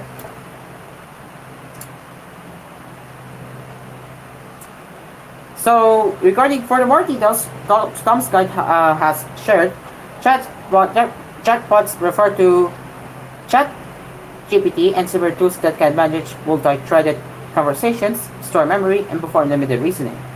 Level 2, AI can perform human-level problem solving, which OpenAI is likely to achieve based on GPT-5 capabilities. Agents can create content or perform actions with minimal to no human input. Eventually, artificial intelligence will turn into innovators, adding to the sum of human knowledge instead of merely drawing from it. For example, level 4 AI will be able to invent new machines by itself. Lastly, level 5 sees the realization of AGI, which can run entire organizations without human input. OpenAI has since confirmed these AGI steps at the time of writing. However, CEO Sam Altman believes humanity will develop artificial general intelligence in this decade. Consumer advocacy group Citizen Watch called on the government to collaborate with the private sector to improve broadband connectivity. The group says this method will transfer the equality of education, allowing students to catch up with the digital world. Digital non-readiness has become a glaring issue in Philippine schools. We need to act fast on this. Citizen Watch Philippines co-vendor lawyer Tim Abetcho said. Better internet access will provide teachers with the most effective lesson delivery modules to explain complex concepts in mathematics, science, and other subjects. These tools also have multimedia technologies to make learning more interactive. Moreover, they become more experiential, making them as impactful as an unforgettable life encounter. Broadband connectivity in schools is the digital bridge that will empower students to become proficient in using technology and developing the essential digital skills to prepare them for higher education or whatever career path they choose in the new digital world economy, explained Bajedo. He added that another important benefit is improving the administrative efficiency of schools. Online connectivity promotes communication and collaboration among students and parents and teachers and school departments using online tools. Senator Sharon Cachillan cited the ICT data regarding online activity in Philippine schools. As of September 2022, only 1.8% of 47,421 public schools nationwide had access to free Wi-Fi, which has varying speed and quality and speed. There you go. Those in urban areas have a distinct average advantage, while students in the rural areas lack reliable internet connection if they have it in the first place, the Citizen Watch co-vendors said. Excuse me. On the other hand, 85% of the 14,000 private schools have online access due to better funding and resources. As a result, they can invest in essential technologies and infrastructure. Ultimately, we want all our learners, whether in public or private schools, to have the same access to the world of rich educational content and knowledge now available because of the internet, Abetcho stated. The Citizen Watch attorney added that the Philippines must also improve its standing in the program for international student assessment. The Organization for Economic Cooperation and development says PISA scores must increase by at least 20 points to compensate for a year's worth of schooling. Okay, that's...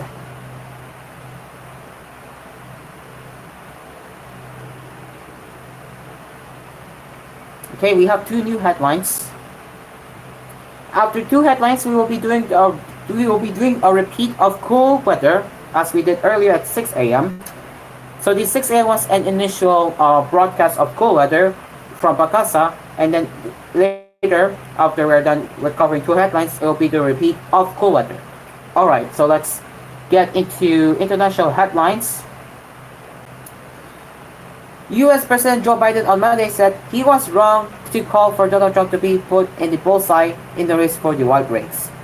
It was a mistake to use the word.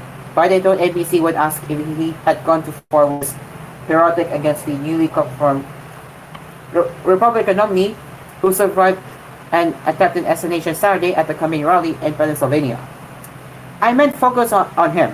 Focus on what he's doing. Focus on his policies. Focus on the number of lies he told in the debate, said Biden. The assassination attempt, in which Trump has placed in one ear, shocked a nation already deeply polarized ahead of the November's election. Several prominent Republicans have since accused Biden of having responsibility for the assassination attempt because of his language against Trump. The central premise of the Biden campaign is that Donald Trump is an authoritarian pessimist who must be stopped at all costs, said J.D. Vance, who was announced on Monday as Trump's running mate for the 2024 ticket. That led directly to President Trump's intended assassination, wrote Vance on social media. Biden had made the initial comments in a call to Democratic donors early last week. It's time to put Trump in the bullseye, the president said in a call that was intended to galvanize supporters amid growing dissent over Biden's continued candidacy.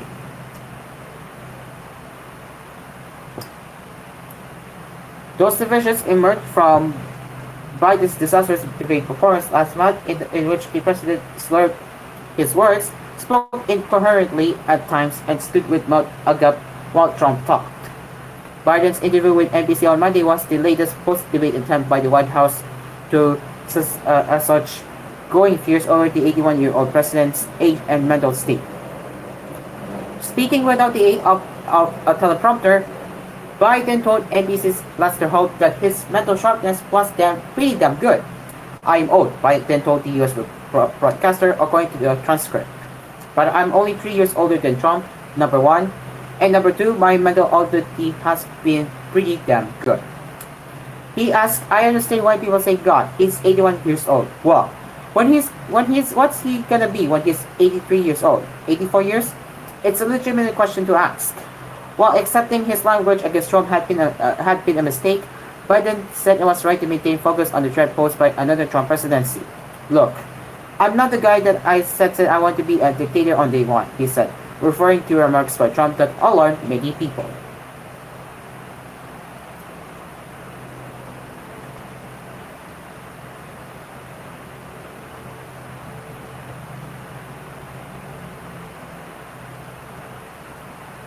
Okay?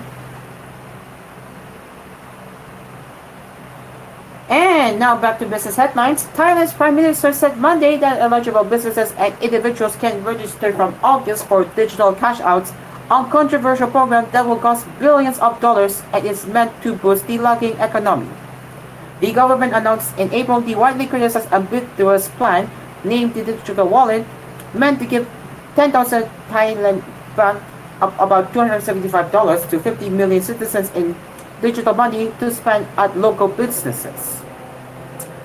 Prime Minister Estrita Travinson posted on the social platform X, saying the registration will begin August 1 and that he has given instructions to ensure the smooth implementation of the program. The digital wallet was a major campaign promise of the ruling Estrita's Phil Thai party ahead of last year's general election. The government says that this scheme will cause an economic tornado, and job has said the stimulus and subsequent consumption are expected to boost gross domestic product growth by 1.2 to 1.6 percentage points. However, economics have criticized the program, calling it an ineffective way to contribute to sustainable economic growth compared to other measures. In addition, its financing has faced several hurdles, delaying its planned implementation. At first, the government said the State Bank for Agriculture and Agricultural Cooperatives would cover some of the funding needed. However, after warnings by financial experts, it was announced that the project's funding would come out of the 2024 and 2025 fiscal budgets. Deputy Minister of Finance Julapan Amon Vivat said at the news conference on Monday that the budgetary funding became possible after the plan's estimated cost dropped from 500 billion baht or $30.8 billion to 450 billion baht or $12.4 billion. Asserting that all estimated 50 million people will still be part of the program, as only up to 90% of those eligible utilized them in previous handouts. Julapan added that the Digital Wallet Committee has agreed to exclude tens of thousands of shop owners and cash recipients who have a record of committing fraud in past programs. The plan also has certain limitations, such as excluding certain goods that are yet to be decided, and earlier proposals suggested all services and online purchases should be among them. Julapan said the government's ministry would handle the detailed plan would handle the exclusion set to be announced next week after the detailed plan is submitted to the cabinet. Thailand has in recent years suffered from a sluggish economy that appears to have deteriorated with no clear sign of growth. This month, the World Bank's Thailand Economic Monitor projected GDP growth of 2.4% for the year 2024. The ruling Thai party had initially suggested digital wallet payments for all Thais 16 and older, but later this was limited to only lower income Thais, defined as people with yearly incomes not exceeding 840,000 baht or about $23,000, and savings in financial institutions not totaling more than 500 baht or $30,700. All right, now it's time for the repeat of the cool weather from Ria Torres.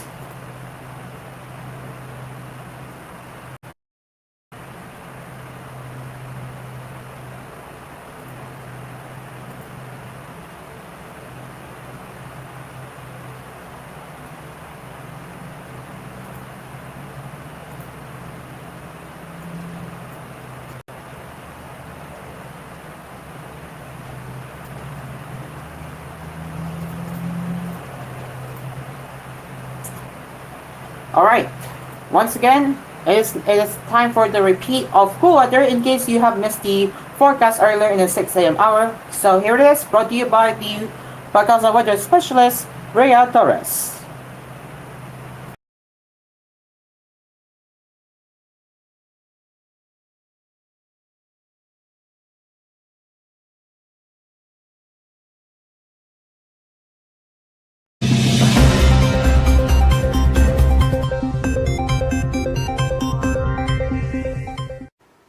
Magandang umaga po, narito ang latest weather update ngayong araw ng Tuesday, July 16, 2024.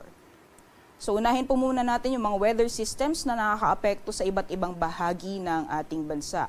Sa kasalukuyan po ay may binabantayan tayong low pressure area nasa may silangang bahagi ng Mindanao. As of 3 a.m. huli itong namataan sa layang 310 kilometers east-northeast ng Davao City. And kung makikita po natin dito sa latest sa satellite image, yung mga kaulapan na dala nitong low pressure area ay inaasahang makakaapekto dito sa may silangang bahagi ng Visayas at Mindanao. So asahan po natin yung mga tsansa ng mga katamtaman hanggang sa paminsang-minsang malalakas na mga pagulan na posible namang magdulot ng pagbaha o pagguho ng lupa. pa. So ingat po sa ating mga kababayan dyan. Samantalang sa nalalabing bahagi naman po ng ating bansa, partikular dito sa may kanlurang bahagi ng Southern Luzon, pati na rin sa kanlurang bahagi ng Mindanao, patuloy pa rin ang epekto ng southwest monsoon o hanging habagat. Kung makikita po natin sa satellite image, although may mga kaulapan po tayong namamataan ay hindi po siya tumutuloy dito sa ating bansa dahil meron po tayong circulation or bagyo dito sa may area ng Vietnam na humahatak dito sa hanging habagat. So mostly naapektuhan lamang po nitong mga kaulapan ay dito sa may area ng Palawan at magdadala din po ito ng mga isolated thunderstorms mostly dito sa western sections ng Southern Luzon pati na rin ng western sections ng Mindanao. Sa nalalabing bahagi naman po ng ating bansa, although makakaranas pa rin po tayo ng mga isolated rain showers or thunderstorms, lalong-lalo na pagdating sa hapon o sa gabi, ay posible pa rin po yung mainit na panahon pagdating naman ng tanghali. And yung areas po na apektado nitong southwest monsoon, ngayong umaga ay posible din po makaranas ng mga biglaan at panandaliang buhos ng ulan. So monitoring lamang po tayo ng mga thunderstorm advisory na nilalabas po ng ating Pag-asa Regional Services Division. Samantala sa mga susunod na araw, itong low pressure area na binabantayan po natin, hindi inaalis yung possibility or posibilidad na magiging isang ganap na bagyo sa mga susunod na araw. Kaya continuous po yung monitoring natin. Sa mga susunod na araw po, inaasahan natin na magdadala ito ng maulan na panahon simula bukas sa malaking bahagi ng Eastern at Central Visayas at ilang bahagi ng Mindanao. At before matapos po, bago matapos yung linggo, ay makaka-apekto or inaasahan din pong makaka-apekto ito sa malaking bahagi ng Kabisayaan, Bicol Region, pati na rin ang Mimaropa. And bago po dumating ang weekend, ay posible din po itong magpapaulan sa ilang bahagi ng Calabarzon, Metro Manila at Central Luzon. So monitoring po tayo ng mga forecast na ilalabas po ng Pag-asa sa mga susunod na araw. Sa magiging lagay naman po ng panahon dito sa Luzon, gaya po ng nabanggit natin kanina, magpapatuloy pa rin po yung mainit na panahon, lalong-lalo na pagdating ng tanghali at may mga chance na naman ng isolated rain showers or thunderstorms pagdating naman po sa hapon or mas madalas po sa hapon o sa gabi. Pero yung areas po na apektado nitong southwest monsoon, possible po yung mga biglaan at panandaliang buhos ng ulan ngayong umaga. So sa mga giging agwat naman po ng panahon, agwat po ng temperatura rather, dito sa Lawag maglalaro mula 21 hanggang 30 degrees Celsius. Para naman sa Tugigaraw maglalaro mula 26 hanggang 35 degrees Celsius. Sa Baguio nasa 17 to 25 degrees Celsius, 23 to 31 para sa Tagaytay. At yung maximum temperatures po natin sa Metro Manila at Legazpi aabot ng 32 degrees Celsius. Dito naman po sa magiging lagay ng panahon ngayong araw sa nalalabing bahagi po ng ating bansa, gaya po ng nabanggit natin kanina, ay dulot pa rin na epekto nitong hanging habagat or southwest monsoon. Asahan pa rin po natin yung maulan na panahon sa malaking bahagi ng Palawan. Samantalang dulot naman na epekto nitong low pressure area, asahan po natin sa Eastern Visayas, Caraga at Davao Region. Makakaranas din po tayo ng mga kalat-kalat, mga pagulan, pagkidlat at pagkulog. Babala lang po sa areas ng Caraga, pati na rin southern portion ng Eastern Visayas, mamayang gabi or possible mamayang hapon, posible yung malalakas na mga pagulan. Paghandaan po natin yan at mag-monitor po ng mga updates or heavy rainfall warnings or thunderstorm advisories po na nilalabas ng ating Pag-asa Regional Services Division. Samantalang sa nalalabing bahagi ng Visayas at Mindanao, although magpaparamdam naman po si Haring Araw, ay may mga posibilidad pa rin ng mga isolated rain showers or thunderstorms o mga biglaan at panandaliang buhos ng ulan, lalong-lalo na dito sa may areas ng Zamboanga Peninsula, BARMM at Soxargen. Pwede pa rin makaranas ng mga isolated na thunderstorms ngayong umaga. Para naman sa agwat ng temperatura, para sa Kalayaan Islands ay maglalaro mula 24 hanggang 30 degrees Celsius. Samantalang sa Puerto Princesa maglalaro mula 25 hanggang 31 degrees Celsius.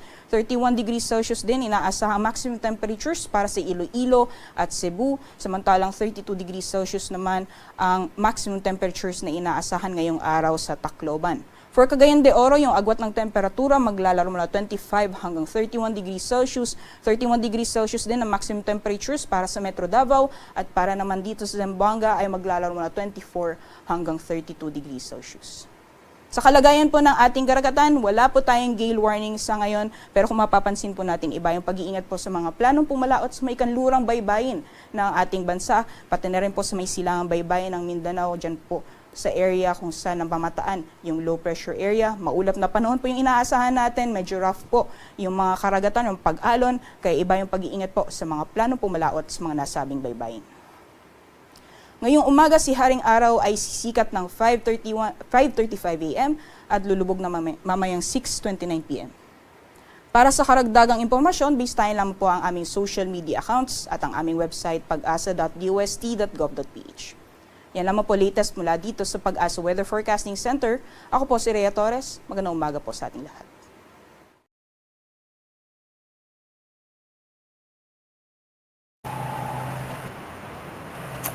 And that was the repeat of cool weather from Rhea Torres.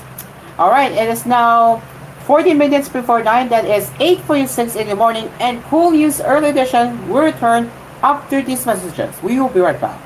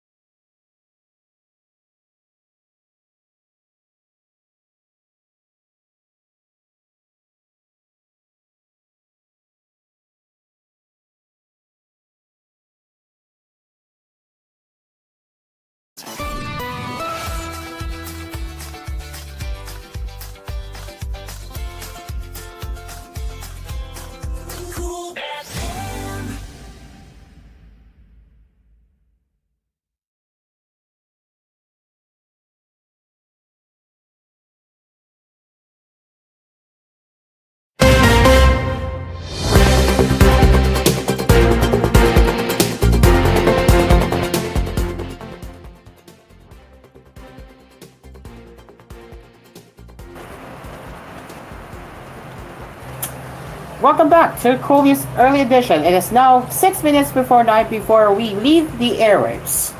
Alright, so now let's refresh the ticker. There you go. Along with this one. Alright, so let's continue. Now let's get into the showbiz and entertainment headlines.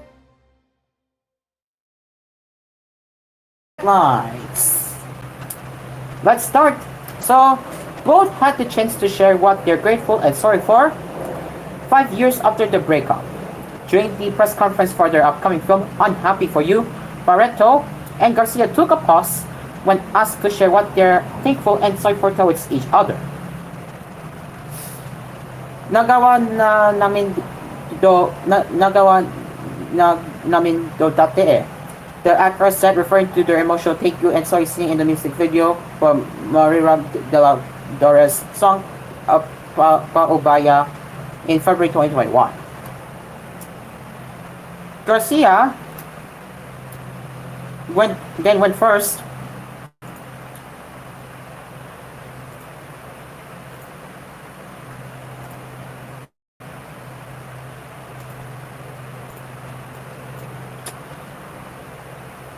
Thanking Barreto for being open about their on and off-screen journey in the film. Thank you for being open sa journey natin sa pelikula. Sobrang thank you. Thank you dahil alam kong hindi ako mag-isa kasi kapag may mga araw na down ako, ina-assure mo ko nandyan ka para alalayan ako, he said. The actor also thanked Barreto for being generous when they're on the set. Generous ka sa acting na ibinigay mo and hindi ka madamo. And wala akong dapat ikasorry, he said. On the other hand, Barreto expressed her gratitude to Garcia for accompanying her throughout the production of the film. Genuinely, Josh, because naramdaman ko sa buong time na sinushoot natin itong pelikula na ito, yan mo talaga ako. Kilala mo ako, alam mo kapag medyo kinakabahan ako sa eksena, kapag medyo parang yung energy ko na bago, she continued. The actress then shared that Garcia would always find ways to make sure everyone, not only herself, is in a good place on set. She admitted that they're both crazy for working together again, but she's nonetheless thankful to him for being so honest. Thank you because you're always asking kung okay ako and you're always finding ways to make sure everything and everyone on the set.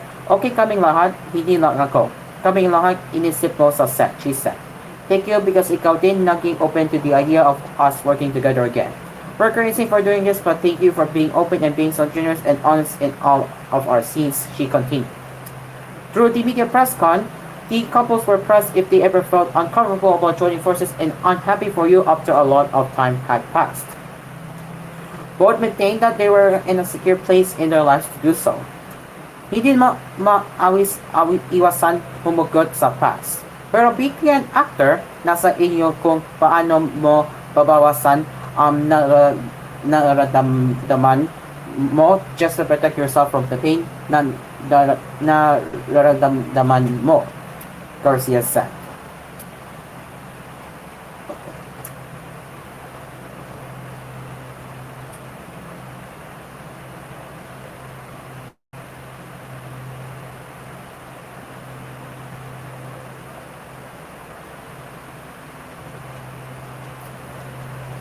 And to close up the news, production office that continue to violate the Eddie Garcia law could be held liable even pending the issuance of its implementing rules and regulations. IRR Senate President pro tempore Jingo Estrada warned on Monday.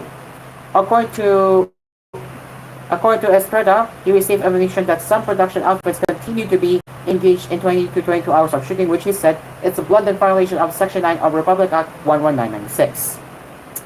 Some production production executives supposedly claimed that the law is not enforceable due to the lack of existing IRR, said the senator, citing the same information.